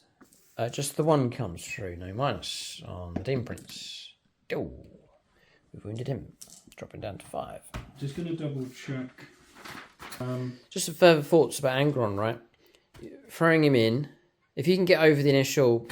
I know Tom's just painted the model up, it's taken him ages and so on, and he's been brought down turn 1. But if you can get over that, the overall game plan is that model's moved across, done the bullet magnet stuff, tied up units and caused disruption. The great thing about him is the ability that he'll come back. So if you play knowing that he's going to turn 1, tie stuff up, be a pain, the opponent's going to try and deal with him, it paves the way for other stuff pushing up, and you know full well that Angron most likely is going to return, and that he's an absolute must-take, I think, for this list. But it is annoying. I think for any kind of faction you're playing, seeing one of your best units, most expensive units being brought down turn 1. But if that can actually be part of your game plan overall, and you may well see Angron returning in turn 3, 4, 5, and continuing to make a difference and actually surviving through to the end of the game. So just some stuff to chew over there. I'm just thinking about how the game may well go. Because I'm looking at this situation, right? If we're fighting like this, and all of a sudden Angron turns up, that's trouble. Okay, so we'll calculate points at the end of the turn here. See what's coming for the World Eaters. All right, so turn comes to an end. Morale's been resolved and failed here and here. Models crumbling away. Lost 2 from this squad, 2 from the squad across there. And then points coming in here for the World Eaters. So 12 points picked up for primaries. Very, very good for Tom's control of the triangle of objectives across here. 2 points picked up because Tom's grabbed a no man's land objective for the mission. Nothing for Pile of Skulls yet. The Blood God's Due, 2 points came in for that one. How are those picked up? Just explain how these work. Right. So, the Blood God's Due is 1 victory point for each marker drowned in blood. So you basically just need to kill something on a marker. The captain died. 2 rounds of those. Then we've got a Pile of Skulls. At the end of each battle round, I can spend Blood Tides at the end of the battle round to give myself victory points, but I haven't done that yet, so I've got none for that. Right. Blood for the Blood God is I score 2 victory points for each monster character unit that's destroyed. I killed 2 characters that turn. And then 1 victory point for every other type of unit, but at the minute I haven't killed any more.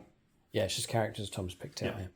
Okay, so points coming in, not too bad at all. That's 12, 14, 16, 20 points to 0-ish here for the Imperial Fist. We've got a bit of catching up to do. Early stages in the game, but World Eaters units are here, so they've made good progress across the board. If Tom can get through to this objective, that's going to be valuable enough for the mission. It's 4 victory points if Tom's able to grab that from us. So Imperial Fists, they've got to defend, they've got to hold, but at the same time, we've got to break out and start making progress across the board as well. We're going to turn 2 for the Imperial Fists as they desperately fight on.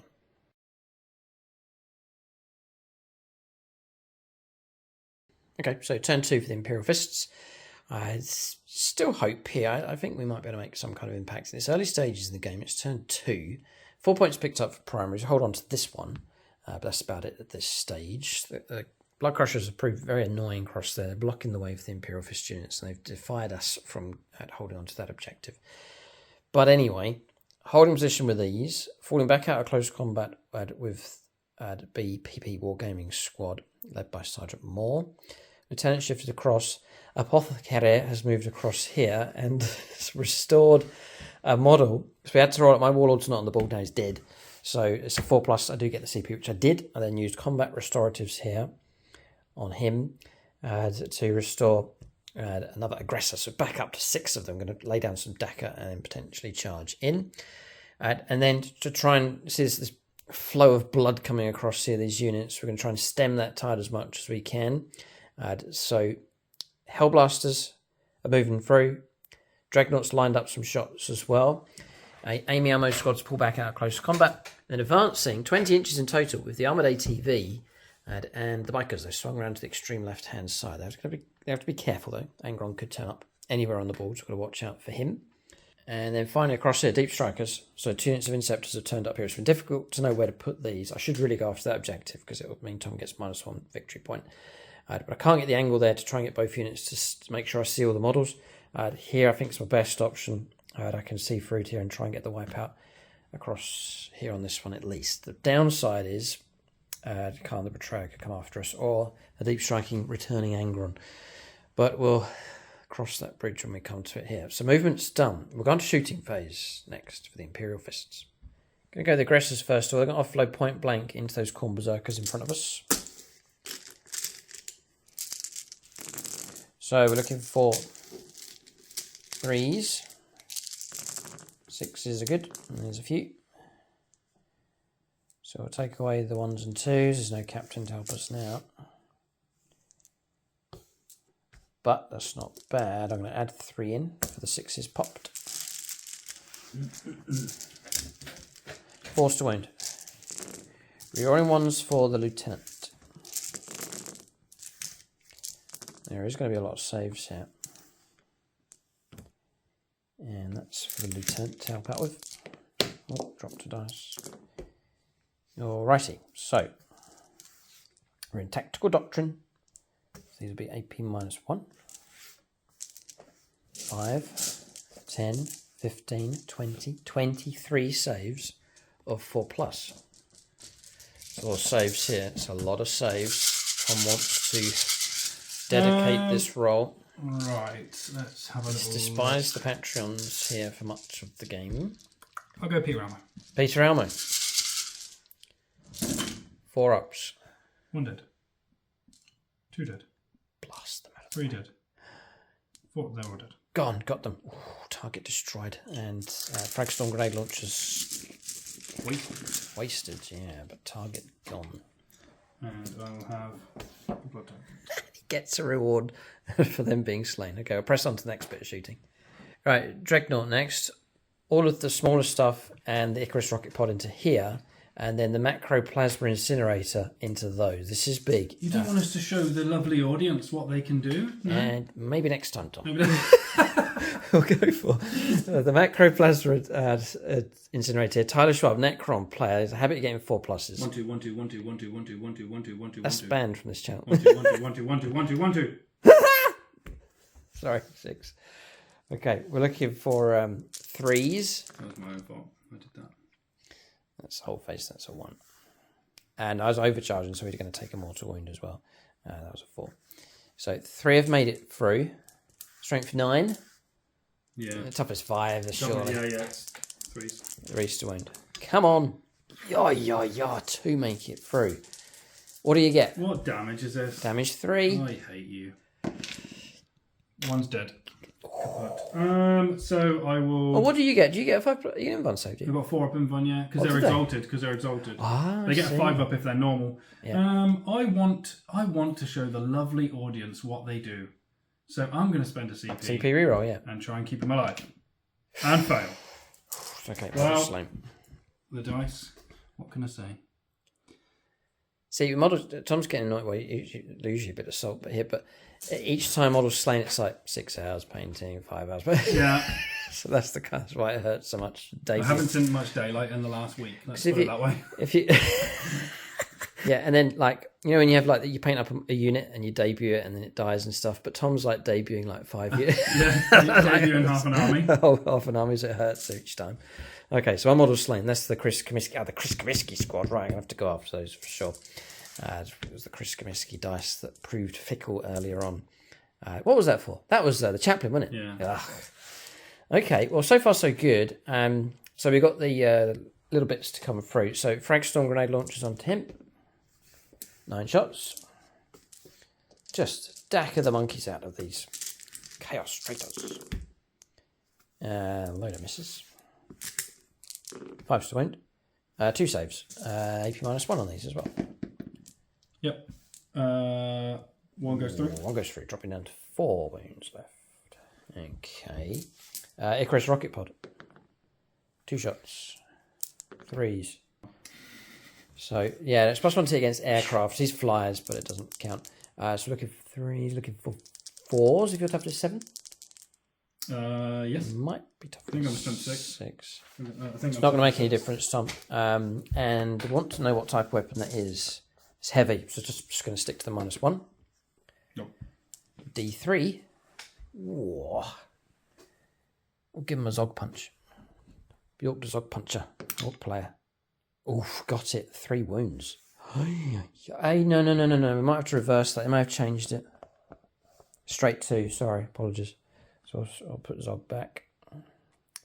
And dropping down to 2 wounds left. And we'll save Zog puncher for another one. Okay. So just the 2 wounds remain. Gatling's the last bit of firepower from that Dreadnought. Onslaught Gatling cannon. 3s. 5s. Just the 1. AP -1. I would really love To try to pass a save. one. I'll take it whilst I can here. So 1 wound left on the Demon Prince. Right, the Apothecary. Going to fire here. The Absolver, a bolt pistol. Die, demon. Yes. Maybe not. Okay, fouled of him. Lieutenant. Let's see what he's got. Mastercrafted auto bolt rifle. 1 wound to pick off him. Gonna have to. Hey. Yeah, go on him, right, okay. Come on, Lieutenant. Do the job. 2s to hit with him. 5s to wound, though. 1 makes it through. -1. Oh, it'll go through. No, it won't. Blocked. Maybe that's what I need to... Maybe instead of Mike's pizzazz, I need to fuel my dice with negativity for them to work. Could be. Could be the theme. Yeah. Okay. Okay. So we've got the unpopular unit, heavy intercessors here with their firepower. They're not too bad.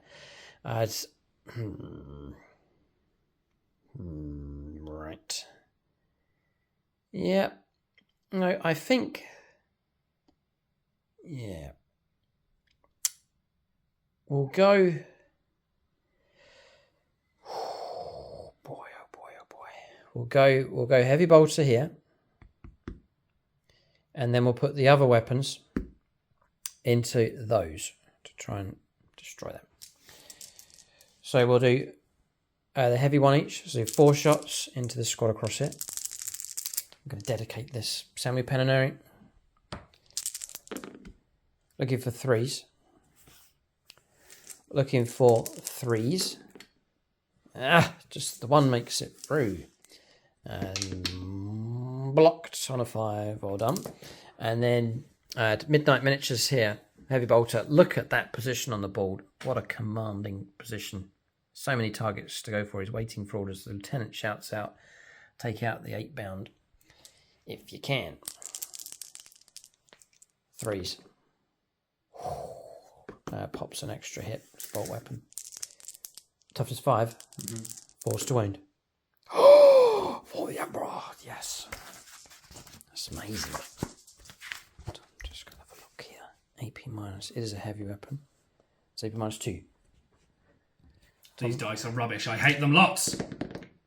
Hey! It works. It works. It worked. Damage 3. What? Yes. Why, damage 3?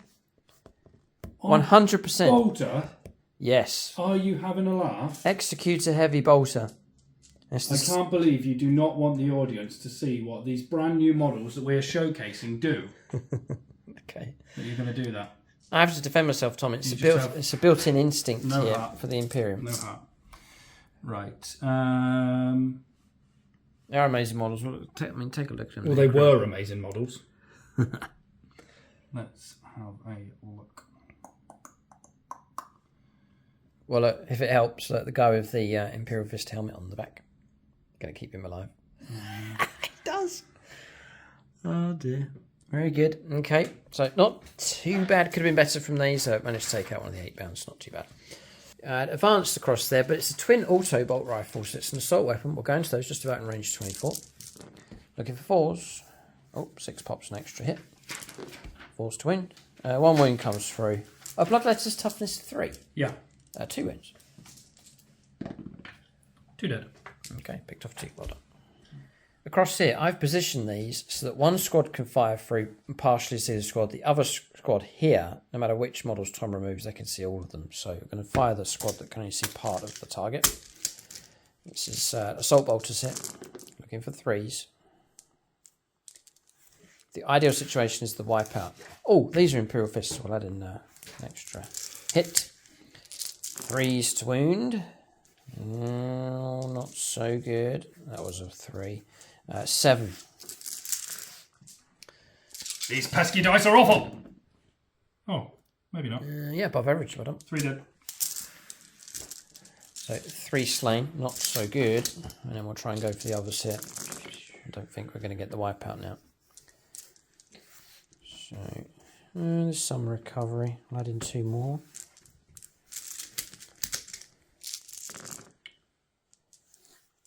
Well, so what is their save? Like a 4 up. It is a 4 up. Yeah, it's not bad.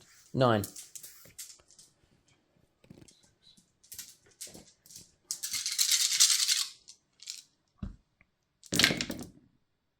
That's a very 2 good dead.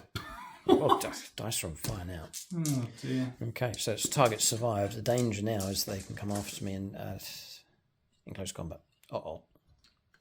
Alright, Hellblasters here. Those 2 are going to rapid into here, but not supercharge. Just looking for the 1 wound. And then these 3 will supercharge into him. So we'll do the 4 shots non-supercharging. Looking for 3s. All hit. 3. Toughness 7. Mm-hmm. Yeah, we'll just have a little look here because. No, I think it's toughness 6 there. We're going to go, didn't we?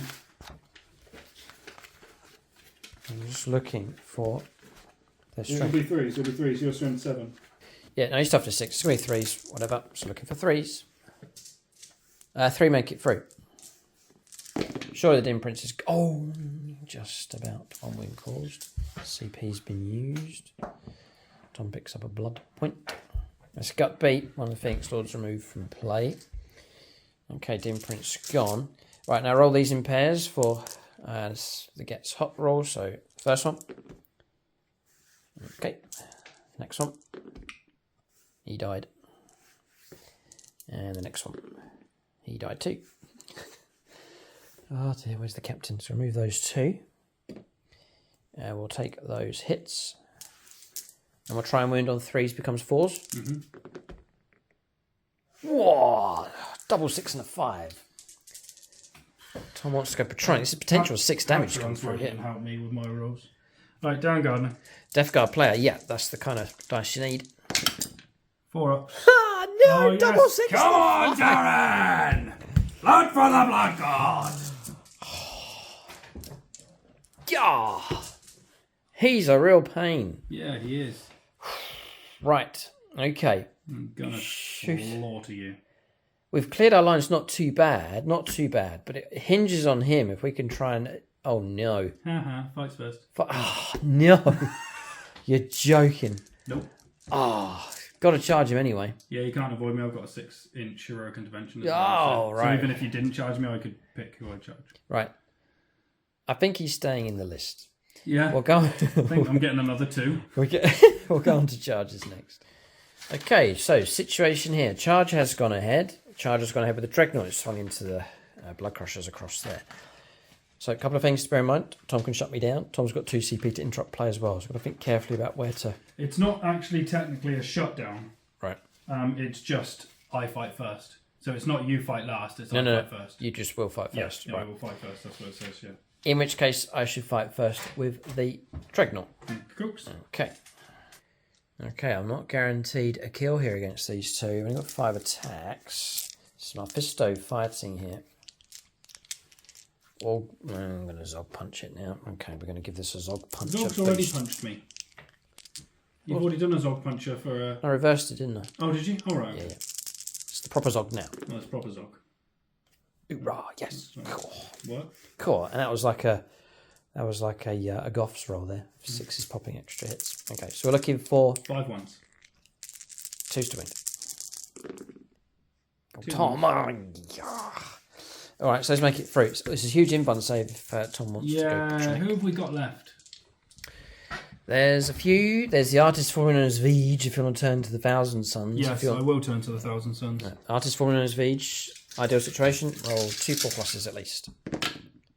No, so I'm going to spend a CP because I don't need to spend Don't need a to CP interrupt play, fair enough, yeah. And I'm going to go for a 50-50 stay alive here. Yes. Yeah.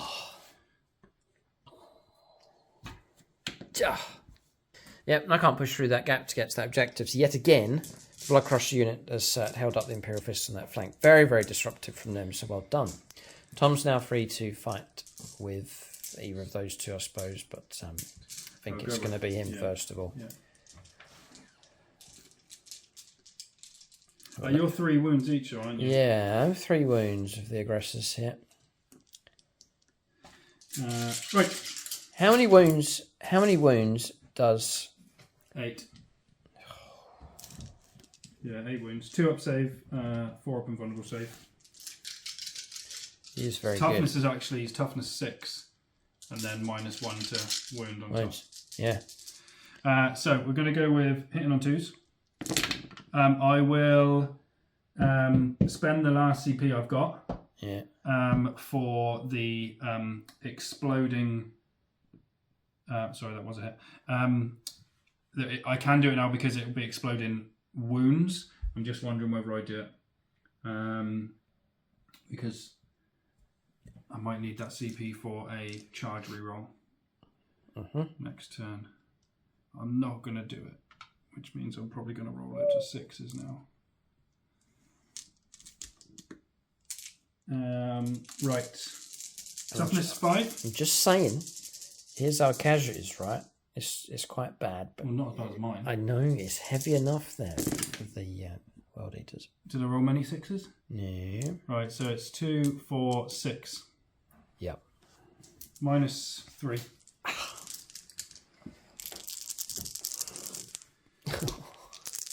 I need help. Yeah, I need chitting. Carl Roden.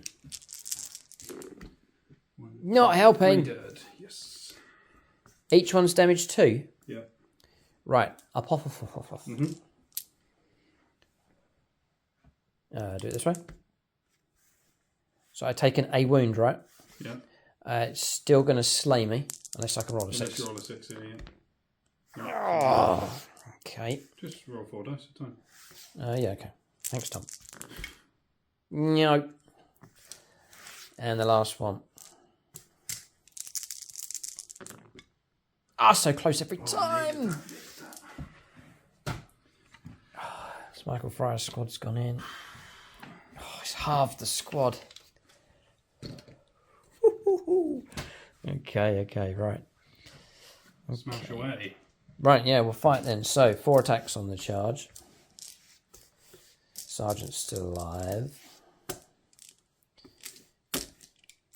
No CP, nothing to help. We've got a lieutenant nearby. This is a huge roll. I'm going to go Patronic on this one as well. Oh man, have we got any friends? We'll go Longbow BB. Longbow BB. Well, he's on your side. Yeah, I know, but he's a World Eaters player as well. Right. So why is he doing on your side? I don't know. Because he's also a Blood Angels player. Right.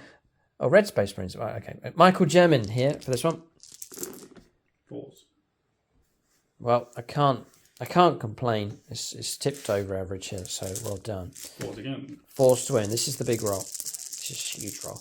Michael German here. I can't, again, it's tipped over average. I can't complain. 5. We struggled to kill him. but there's a chance of causing some damage, depending on this roll. Tom's rolled and has failed 2. It's 2 damage each time. So yeah. Oh, 2 damage a time? Uh-huh. I'll just take it. Because I've got 8 wounds. Yeah, okay. Half killed him, but that's not good enough. All right, so well done. What a nightmare he is. He's been more of a pain than Angron's actually been. Yeah, he's harder to kill than in this Angron. game. Did you can strike me now, can't you? Oh, yeah. And we're going with wounding on 5s. 1. Yeah. -3 for 2 damage. 6 up to block. 1 damage. Nope. 1 damage. And then the mount. 3s. 5s. Nope. Nothing. That was Okay, just the right. one wound caused. But did their job. They certainly have done the job. They've proved very useful over on that flank, disrupting Imperial Fist plans for sure. I should have been bringing points in across there, but Tom's disrupted that. And I should have had units sort of pushing up the board in that direction, but the cavalry have held them back. That's it. Okay, we'll go on to the next turn. We'll calculate points for the fists at this stage. All right, so points going through. 3 points picked up for assassination. Killed the Demon Prince. Didn't quite get shock tactics, which is a shame. We don't hold no man's land objectives. So tactically in this game, Tom laments the damage coming through, but it's that the cost that the Imperial Fist is stuck across here, struggling to maintain their position on objectives across here. Tom's been raking in like 12 points on his turn. Only 4 for us for primaries. 3 points for assassination, 7 points to 20 at this point in the game. And again, Tom's for now on 1, 2, 3, 4. I haven't reached that. I'm not even contesting it. So Tom's on 4 objectives. So there's another 12 points to come through. And it may well be the case that Imperial Fist, yes, they can beat this back, but it's going to be too late. Tom's raked in enough points and we can't catch up. We're on to turn 3, middle stage of the game. Both sides have taken a battering for sure. Space Marines, whatever happens in this game, have given a good account of themselves. For sure. Angron may turn up. We'll see. We'll go on to turn 3 for the World Eaters next.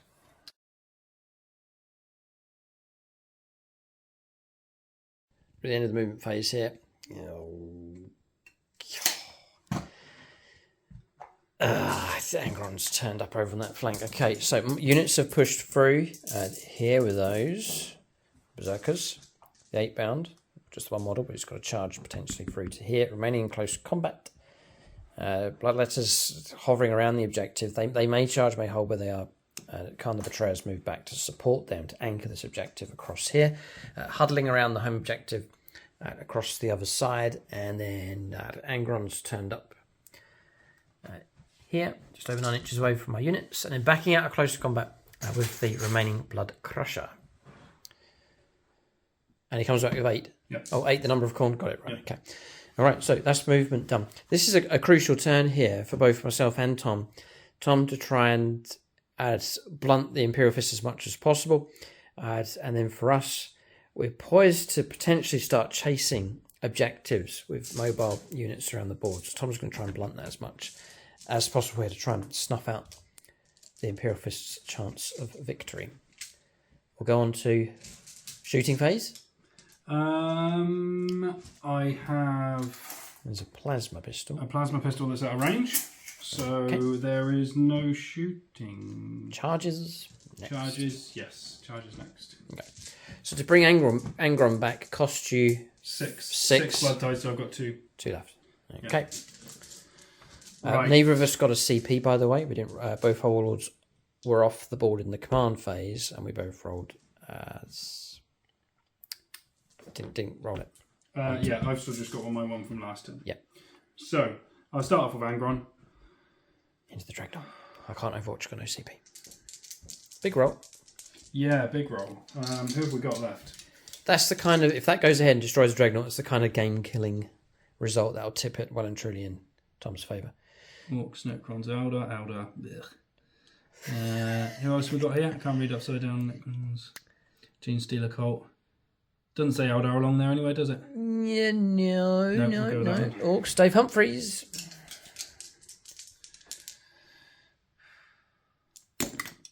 Yes. No. What? Yes. No. Yes. No, it's not. Why not? Because it's an 8-inch charge. Yeah, you got 8. I have to be 9 inches away. Yeah. No, she needed 9 to charge. Yeah. Be on +1 to charge rolls. No. Hang on. I've done a mic. You got a command reroll if you need it. Yeah, I've got the command reroll.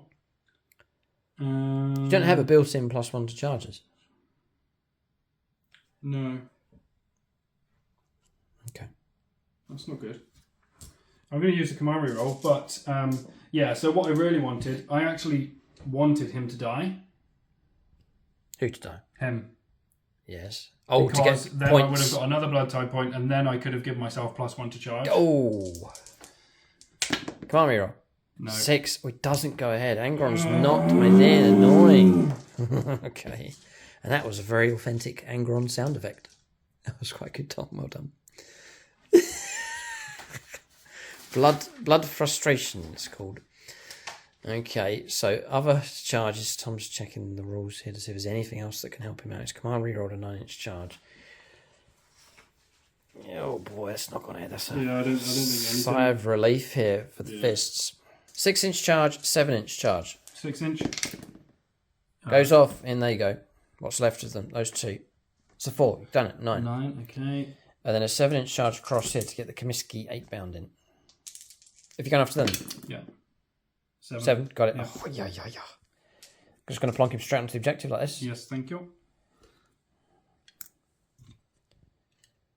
Now, it's just a couple of models, but yeah, they can probably cause big enough trouble. And that's it, right? Across here? Yes. This corner? No, not No. charging. No. Hold it. So you can't interrupt. So No. I will fight with the 8-bound first. So I've let Tom show off here with a You don't want limited alive. number. Limited number. So it is. So making attacks across here. It's the heavy chain glaive is the Yep. weapon here, being swung at Moore's squad. Sergeant Moore. 2s. Nah. All those attacks. Yeah, because he gets 2 attacks instead of 1 for this, but it's only damage 1. And then, but it's strength 7, strength 8. Yeah. On the charge. Good job it was. 2, 4, 5. Damage 1. Yeah. AP minus. AP minus 3. Nice. 6 is to block. Block 1. It's going to kill 2. And then Apothecary. Yo! Okay, so 1 slain and a wound on another. We've survived. Sergeant Moore's squad. And then I will go with the Berserkers. Berserkers, yeah. Okay. So 4 attacks, +1 for charge. And then 5 attacks, +1 for charge. They're both the same, they're both the chain axes. And we are hitting on 3s. Toughness 5. And I'm strength 6 on the charge. Okay, 3 to wound. Try and resist this if we can. And it's -2. Oh. Total of 6. 6, right. 5s. Blocked half of them. And a 6 would be fantastic if we can. No, the Apothecary. So it's going to slay a whole model. Like so. Now it's down to him. Yeah. To try and so kill- really, I should have done him before everyone else. Oh, Actually, because of his rule. Yeah. Because it says he attacks first. But I don't think it would have made No, it's okay. any difference. So 7 attacks. No +1 for charging because he wasn't charged and didn't charge himself. It's hitting on 2s. And then he is strength 6. 3s. So many attacks. Brilliant. All right. 6. 2, 4, 6. Yep. -3. Yeah, Carry Concord, Death Guard player, so need a bit of toughness here. -3. 6s. Block 2. Damage 2. Damage 2 each, yeah. Alright, we could be slain. So we'll do Apothecary. Not quite enough. Oh, come on, get the... Yeah, not quite enough again. Oh, it's wiped out. Michael Fry's squad gone. Ah, that's it. Aggressor squad almost hung in there, but no, they've been destroyed. That is a blow here for sure. So if you're going out of sync, Tom, what we'll say is you can do your consolidation with him and then activate and consolidate them as well if you so wish. Okay. Okay, just pushed into here. I've since done my attacks back, caused a wound, but Tom made a save, and then those that have pushed through to there, so they've reached the barricade here, and we hold for now. And that's it. Yeah, combat's resolved across it. Oh no, fighting back across here with these. So, you never know, we've been charged. We've got the sergeant. Sergeant Moore. Alrighty. 5 to wound. Lieutenant. Doesn't help. Nothing from them at all. Okay, so that's it. That's all combat's resolved. Morale, not really, don't think so. We'll calculate points at the end of the turn.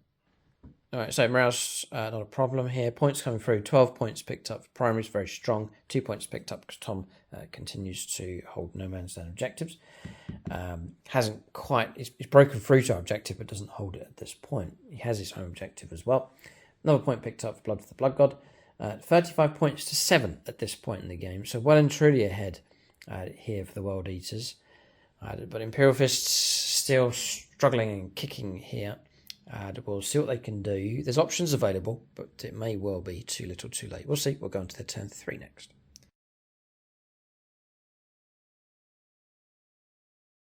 Alright, so turn 3 for the Fists. Just 4 points picked up for primaries. We're going to try and remedy that as much as we can. So you have to roll up for, because of him to try and back out of close combat. It's like an aura. Yeah, 6-inch aura. So Tom locked me in here, so they've had to carry on fighting against him. It's going to try and flush him out in close combat. It's going to be difficult though. And then across here, backed out of close combat with the lieutenant. I'm thinking I'm going to charge him. I can't. I've backed out of combat, so we can't charge. We've shifted around to there anyway. Combat restoratives got the CP this turn. So did Tom, restoring one of the Hellblasters back to play. Holding position with these. I would have got my CP automatically actually because my warlord's back. Yeah. Oh yeah, he's back. Yeah. Shifting these around, I've got to go after objectives. We've gone across here. This is regrettable going in this corner, because it would have been better to flush Tom off of his home objective. And for me to try and go after it as well, because I could have potentially got 4 points for going for that one. So not such a good move. But anyway, we'll press on, try and flush out this objective across here. There's Khan the Betrayer to worry about as well. And then across here, Dragonaut's pushing in, a bit of a showdown between these two. The Amy Almo squad's now reclaimed the objective. Bikers just swung around. Again, Tom's blocked me off, so I can't shift through in this direction. We've swung them around here, and the ATV, a regular move across there as well. That's movement done. We're going to shooting phase next. So with the armoured ATV, you're going to put the assault shots into the jackals across here. We might as well hit them firing through the terrain. And then we're going to put the multi-melt shot into Angron. Oh, yes, we are. Travis and Jen for the double dice. This is massive. Double 5 from Travis and Jen. Travis to wound. 3s. Strength 8. Yes. And Jen to wound. Yes. Oh, I couldn't ask for more from them. Well done. Well, we've got the damage roll to come if it comes. I'll counter with longbow. World Eaters saves. 4s. Yep. 6. No, no, I tried. Now you know what it feels like. Jen's damage. Yeah, would have been 6, and Travis's would have been another 5. Whoa. Shoulda, woulda, coulda. Although you still got a Dreadnought stood in front of me, let's be honest. Yeah. Oh man, lost chance there. Good try though, well done. And then we'll press ahead here. Yeah, a bit of redemption. 6 models slain. That was because of bolt hits coming through and popping extra hits with the 6 shots available from the twin auto bolt rifles. 6 jackals brought down. We're still in tactical doctrine, by the way. So Dreadnought here will supercharge. Number of shots and shots coming through. We've got Andreas Stur here. Because Necron's an Eldar player. But number of shots here from the Macroplasma Incinerator. Also put the Icarus pod into him as well. And the rest of the DACA will go into the damaged Jackal squad. Number of shots. This is huge. Andreas Stur. Oh, it's 5. Can't complain at all. Looking for 3s to hit Angron. 2 have missed. 3s to wound Angron. They've all gone through. These are damage 3 each time. This is another big roll. Patreon's all used up. 2 through. 2 make it through. It's going to be 6 damage. Does Tom want to command a reroll? It's a very significant result. 6 damage.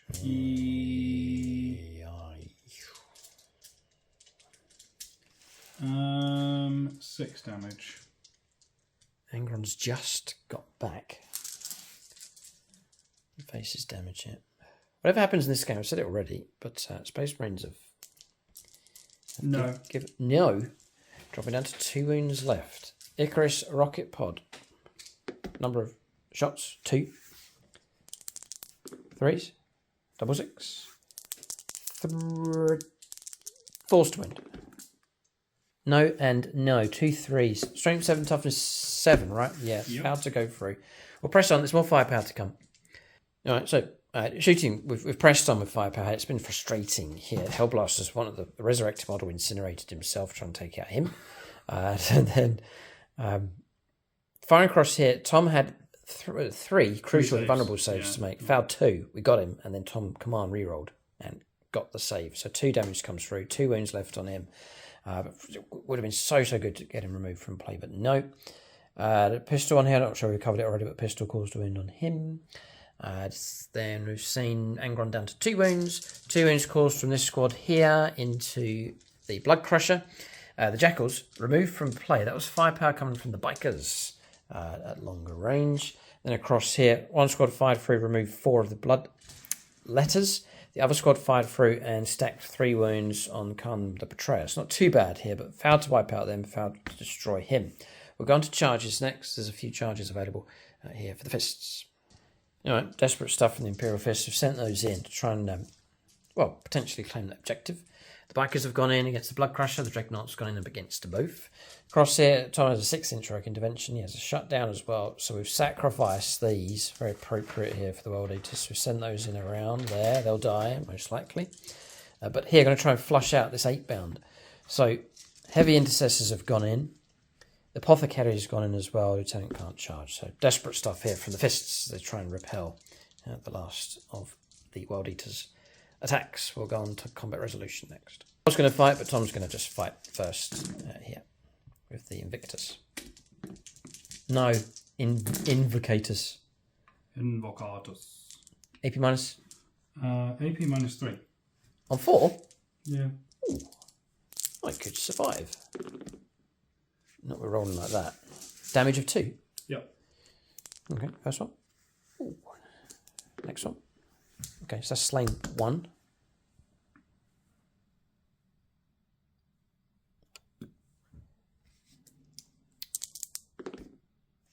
Kept him alive. Almost. Okay, so it's slain another one. Okay, like so. Sergeant. I'll keep it Sergeant, just in case. Oh no, sorry. You can't do that. You can't do that. That's cheating. Dear me. Right, go on then. Okay. Dreadnought me. Yes. Imperial Fists. The Emperor's Fist. Be gone. We've missed with 2. What, your strength 14? Something like that.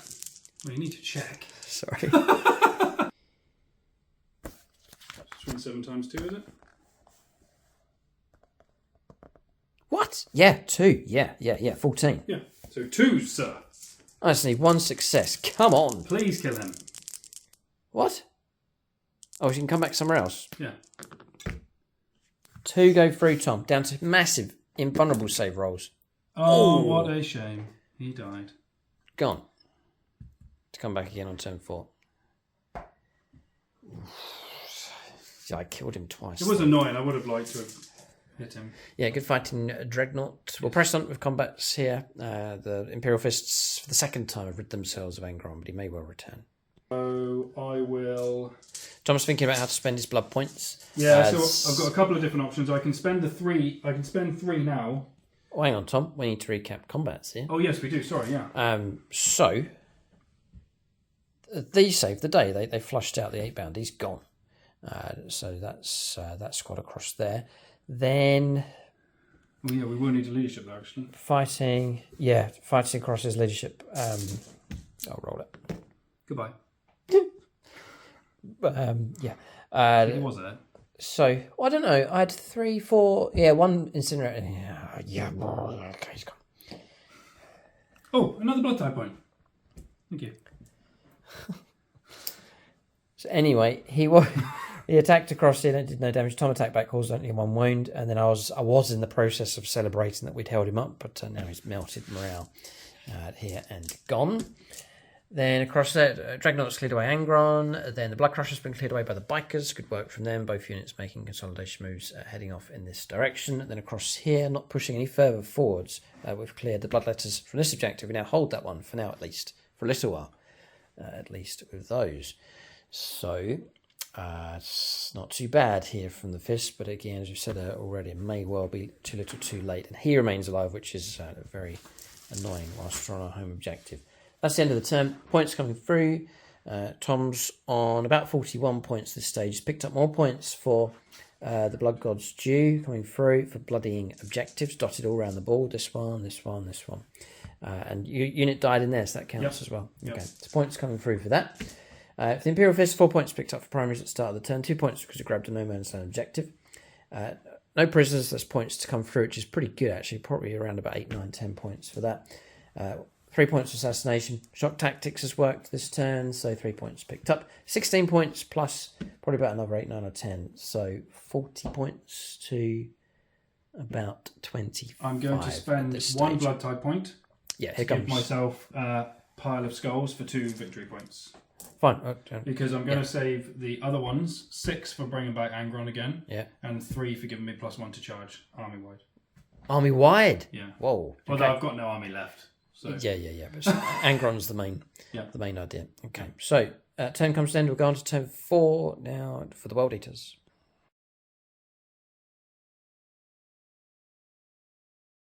Right, so movement for the World Eaters. Just 4 points picked up for primaries. Interesting. We have stripped Tom off of a number of objectives. It's that one there that's being held at this point. Kind of try to sneak around here. He's going to try and do a blind charge here against these to prevent Overwatch. I did get my CP, so did Tom. Holding position on that objective. There's no one in the central objective. We have free reign across that side of the board. And across here, these are lined up for charges. And Angron's turned up just there. And I've spent 6 blood tides to bring him back and 3 blood tides at the end of the last phase for +1 to charge. Charges. Got it. Okay. Shooting phase next. On plasma pistol missed. That's it. Oh, just a bolt pistol from him. Same. Okay, bolt pistol. Yeah. Hits. Doesn't do anything. Right, and that is all my shooting done. Charges. Charges. Right. So we are going to go with.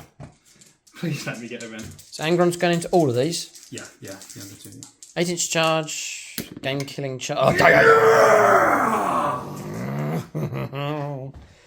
I can do it, Tom. I can do it. I'll push him in for you. There he goes. Like so. Say it, Luke. Say blood for the blood god. No, I can't do it, Tom. I'm loyal to the Emperor for at least 1 day. Right, and then we'll go. They're all going as well. Invictus into both. And my plan is to keep him here. Yes. His aura switches off objective secured for his warlord trait, so now I hold the objective, whether I kill them all or not. Mm-hmm. And then Khan. Into your boys around here. So Khan's hiding around the corner so he can't be seen for Overwatch. Got it. And he gets in on a 9. Oh, damn. You kind of get the hint now that it's good. If we're getting in trouble. All right, we'll go into combat resolution next. Tom wants to kill the apothecary. I don't know why. If Tom does kill him, I won't have to say the name anymore. The medic. Oh, come on. Whoa. 3. -3. Yeah. 6s. Oh, come on. 2 damage each. 6 save. So it could be. How many wounds is he? Like 6? Yeah, 5. He's definitely not 6 wounds, Tom. He's gone. You sure? Oh, yeah. That's the end of him. Right. So you're 3 wounds each. So it would make sense for me to do my smash attacks. So this is the combat's taking place. 6, It's epic, Tom. It is epic. If you're watching this game and you're a fan of the channel, and if you've reached this stage of the video, then surely you do enjoy our games. Then, for extra content, you can become a channel member. It helps support the channel, helps us keep the content coming. And you can unlock bonus content such as battle reports. Link for that in the video description below. Or you can go onto the channel homepage. Hit the join button. You can choose what level you want to go for. You've got Guardian, which will give you Discord access to loyalty badges. The most popular is Aspect Warrior. That will give you access to all the bonus content that we have on channel membership, including battle reports, army development series, and other videos as well. And then we've also got Exarch, Autarch, and the very top level, which you're seeing them participate in our games, is the Phoenix Lords, who get unit allocations and can join us over on the WhatsApp group, plus other perks that are revealed once you join. So you can help support the channel at the different levels available on membership. I am going to try and kill everyone in close combat with him. Thank you, Tom. In one go. So. Oh, right. So you got 2 Primaris Marines. Yeah, so I'm going to put 3 into the normal Primaris Marines. Yeah. I'm going to put 2 into the Lieutenant. Yes. And I'm going to put 6 into your other Marines. Do it, Tom. This will cheer him up. Right, so the 2 into the Lieutenant. Hitting on 2s. Both hit. Wounding on 2s. So that's 1 through at -4. I'm rolling a dice for no reason. And that is 6. 6 wounds. Goodbye, Lieutenant. Yep. Stage and then we're 1. going to go for the normal Primaris. 2 hits. Oh! 1 dead. CP reroll? CP reroll, yeah. 2 dead. Wow. Semi-rooting for you, Tom. Don't know why. Here it comes. Oh no, 2 ones. Can't do it. Can't do it. 2s. Killed 3.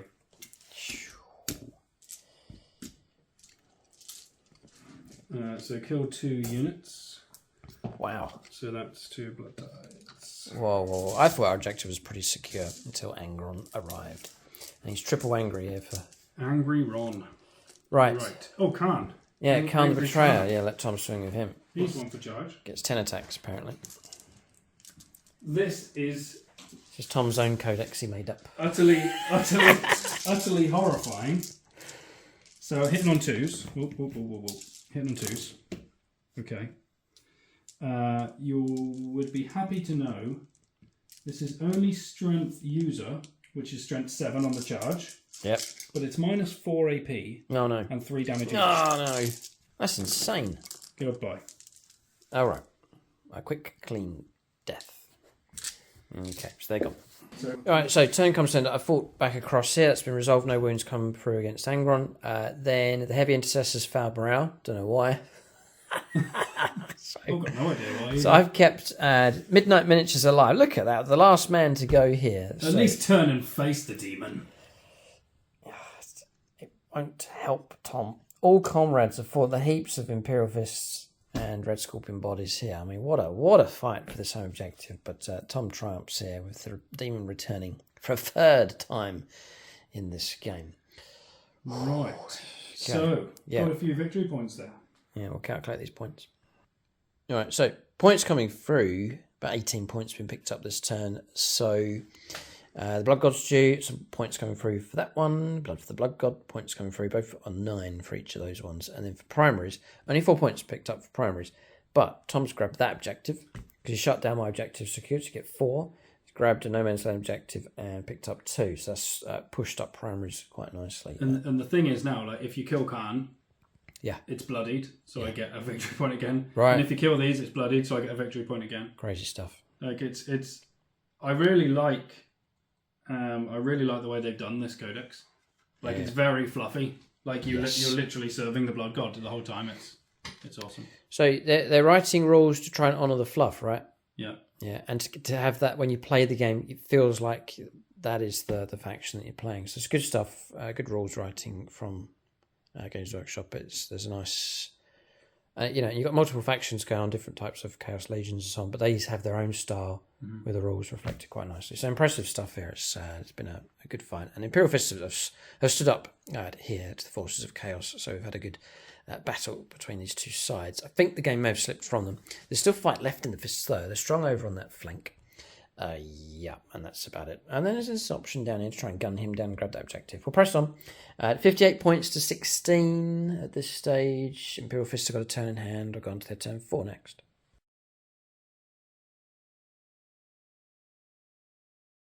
Alright, so moving for the Imperial Fists on turn 4. Backing out of close combat, we're allowed to here. I've turned those around to fire across this direction. Dreadnought's gone 8 and can see some targets down here. We turbo boosted with the ATV just to get that central objective. We shifted across with these to try and gun down Khan. And then the bikers, you can see them moving through. They're going to try and go after that home objective. It may well be too little too late, but Imperial Fists, really, they've kept a good number of elements from their force alive. We'll go on to their shooting phase next. Alright, so shooting phase is complete. Khan, we gunned him down, we got rid of him. Bikers, no damage caused against the bloodletters. Firing across here from the Dreadnought and also the ATV, took out him. Then across here, the ATV with the assault auto bolt rifles fired across here. Dreadnought, small arms firepower coming through as well. Took out last Corn Berserker, he's gone. A wound caused here on him, so just one wound left now. That's from those. Macroplasma Incinerator, one wound came through. Supercharging, which we took a mortal wound for, but Tom passed the invuln save, so no further damage coming through against the Demon Primarch. So Angron's safe enough at this point. We'll go on to charges next. Alright, so turns come to an end across here, so we rolled high and just enough here. I used a CP to give me the Gene Wrought Might, I think it is, where you get 6 to hit his auto wounds. Pushed it over just enough to wipe out that squad, so that objective's been taken and cleared. Shooting across here cleared that one. Tom heroically intervened. I backed out of combat. He got me anyway, so that's him destroyed. I've thought of a name for him. Who? The guy that we wanted a name for. No. For him, Bane. Oh yeah. He's the bane of your life. Yes, that's a very good. That's a great name, Bane. Good one, Tom. Yeah. And then that's it. So points being picked up. Not too bad here for the Imperial Fists. 4 points picked up for primaries, but then we got 4 points because we took Tom's home objective, and then 2 points picked up because we controlled a no man's land objective. So points coming through for that one. Assassination. Points picked up to kill Khan. Shock tactics again, so pushed us up to about 32, plus about another 10, so about 42 points at this stage. I think Tom's done enough to get victory, even though he's down to a couple of models left. We'll go on to turn 5, the final turn of the game here in this epic clash.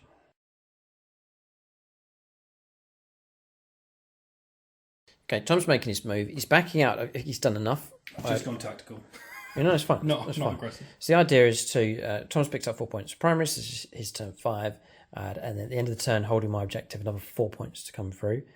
So 4 and 4, and that's about all he can do at this point. And then we're just going to rush on to see what the Imperial Fists can do, what points they'll score. We'll give you an actual score to see how close potentially the game is. So that's it. Tom's turn done. We're going to turn 5 for the Fists to wrap up the battle.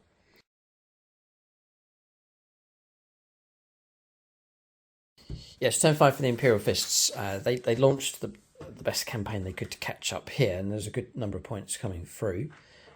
So we calculate primaries at the end of our turn. We grabbed 1, 2, 3 in the middle, and that one across there, so 12 points coming through. Held Tom's objective. 4 points. No man's land objective for 2, so that pushed our primaries up. Assassinate as well, we took him out. Firepower coming from across here, so 3 points picked up for that one. And then the total for no prisoners, 7 points, and then an extra 1 for that number of casualties being caused. 8 points in total for that one. Nothing for shock tactics, no fresh objectives being cleared. So, final score, grand total, 79 points to Tom. Very strong on primaries in this game, and all 3 secondaries bringing points in. Tom trading in some more of his markers to 3 more blood tides at the end of this battle round for another 5 victory points. So you just need to do that 3 times to max out. Yeah, it's good. And then so it's quite those secondaries you have are very friendly on getting the points through. Pretty good. And then for the Imperial Fists, no prisoners, 8 points, total assassination 9, and then 6 points for shock tactics. That puts us on 61 points. 61 points to 79, the final score. It's not too bad from the Space Marines. They've fought hard enough. They've kept a chunk of their force alive. But Tom won the game. A major reason behind that is the tactics going on, driving the Imperial Fists back, Angron leading the charge, as he should, other units following up and just keeping that relentless pressure against the Imperial Fists. And so clever stuff across here. We tried to break out on this flank, but good use of the Blood Crushers, blocking our attempts at breaking through, just trying to keep the Fists from counterpunching too effectively. Tom was able to anchor and hold on to objectives just long enough, despite the Imperial Fists ultimately clearing out the objectives here at this end of the board. First model to die was who? Angron. Last model standing. Okay, nice theme going on for sure. Well done, Ray. Well done. Oh, and it was Ray Cross in charge of him, so well done. The angriest model on the board is the the model that survives through to the end of the battle. Well, he sort of survived. He sort of died, came back, died, came back, died, came back. No. Where you swear our revenge. This may well be a classic matchup here. Imperial Fist as the army expands here. Siege Studios painting this up on commission. Excellent work that they're doing. And then Tom making brilliant progress with his World Eaters. So your intent is to get 2,000 points of pure World Eaters, right? Yeah. Oh boy. So he's already talked about some of the intentions of expanding units and so on. The intent of the Imperial Fist as well is a 2,000 points list for them of pure Primaris Imperial Fists. They look fantastic on the board. Really like the Primaris Fists, so looking forward to seeing that army expand. They've got a unique list. It's over on YouTube channel membership. Quite a unique list being built for them. That's the battle. We'll call out Patreons at silver level. Storson Backen, Rebecca Flack, Gilliman's Golden Boy, Jason Martinez, Marcus Olsen, Peter Goodall, Ross Caldwell, William Schwarz and Zachary Lee. Big thanks to them for their support at silver level. If you want to support us on the channel, there's the Patreon option, also YouTube channel membership for all the bonuses and perks with that as well. But in this particular battle, chaos triumphs despite the attempts of the Imperial Fists to stem the tide. Keep a look out for more battle reports on YouTube and on channel membership. Thanks for watching, and units of the game next. Yeah, there's a lot of wonderful mentions here. Apothecary worked hard. God, it's a toss-up between these two. I like those bikers. They're pretty good. But I guess I'm going to give it to the Dreadnought here. Consistent firepower from that thing. It's the close combat option as well. It's nice and durable. So I'm going to give it to the Redemptor Dreadnought here for this game. The two last units on the board. So honourable mention to Angron. Yeah, absolutely superb. But for the sheer fact that Bane literally was the Bane for the whole game. Yep. Was crazy. Yeah, no, superb. So the Invicticars, yeah, whatever it's called. The Invocators. So that's units of the game for both sides. Thanks for watching, and tune in next time.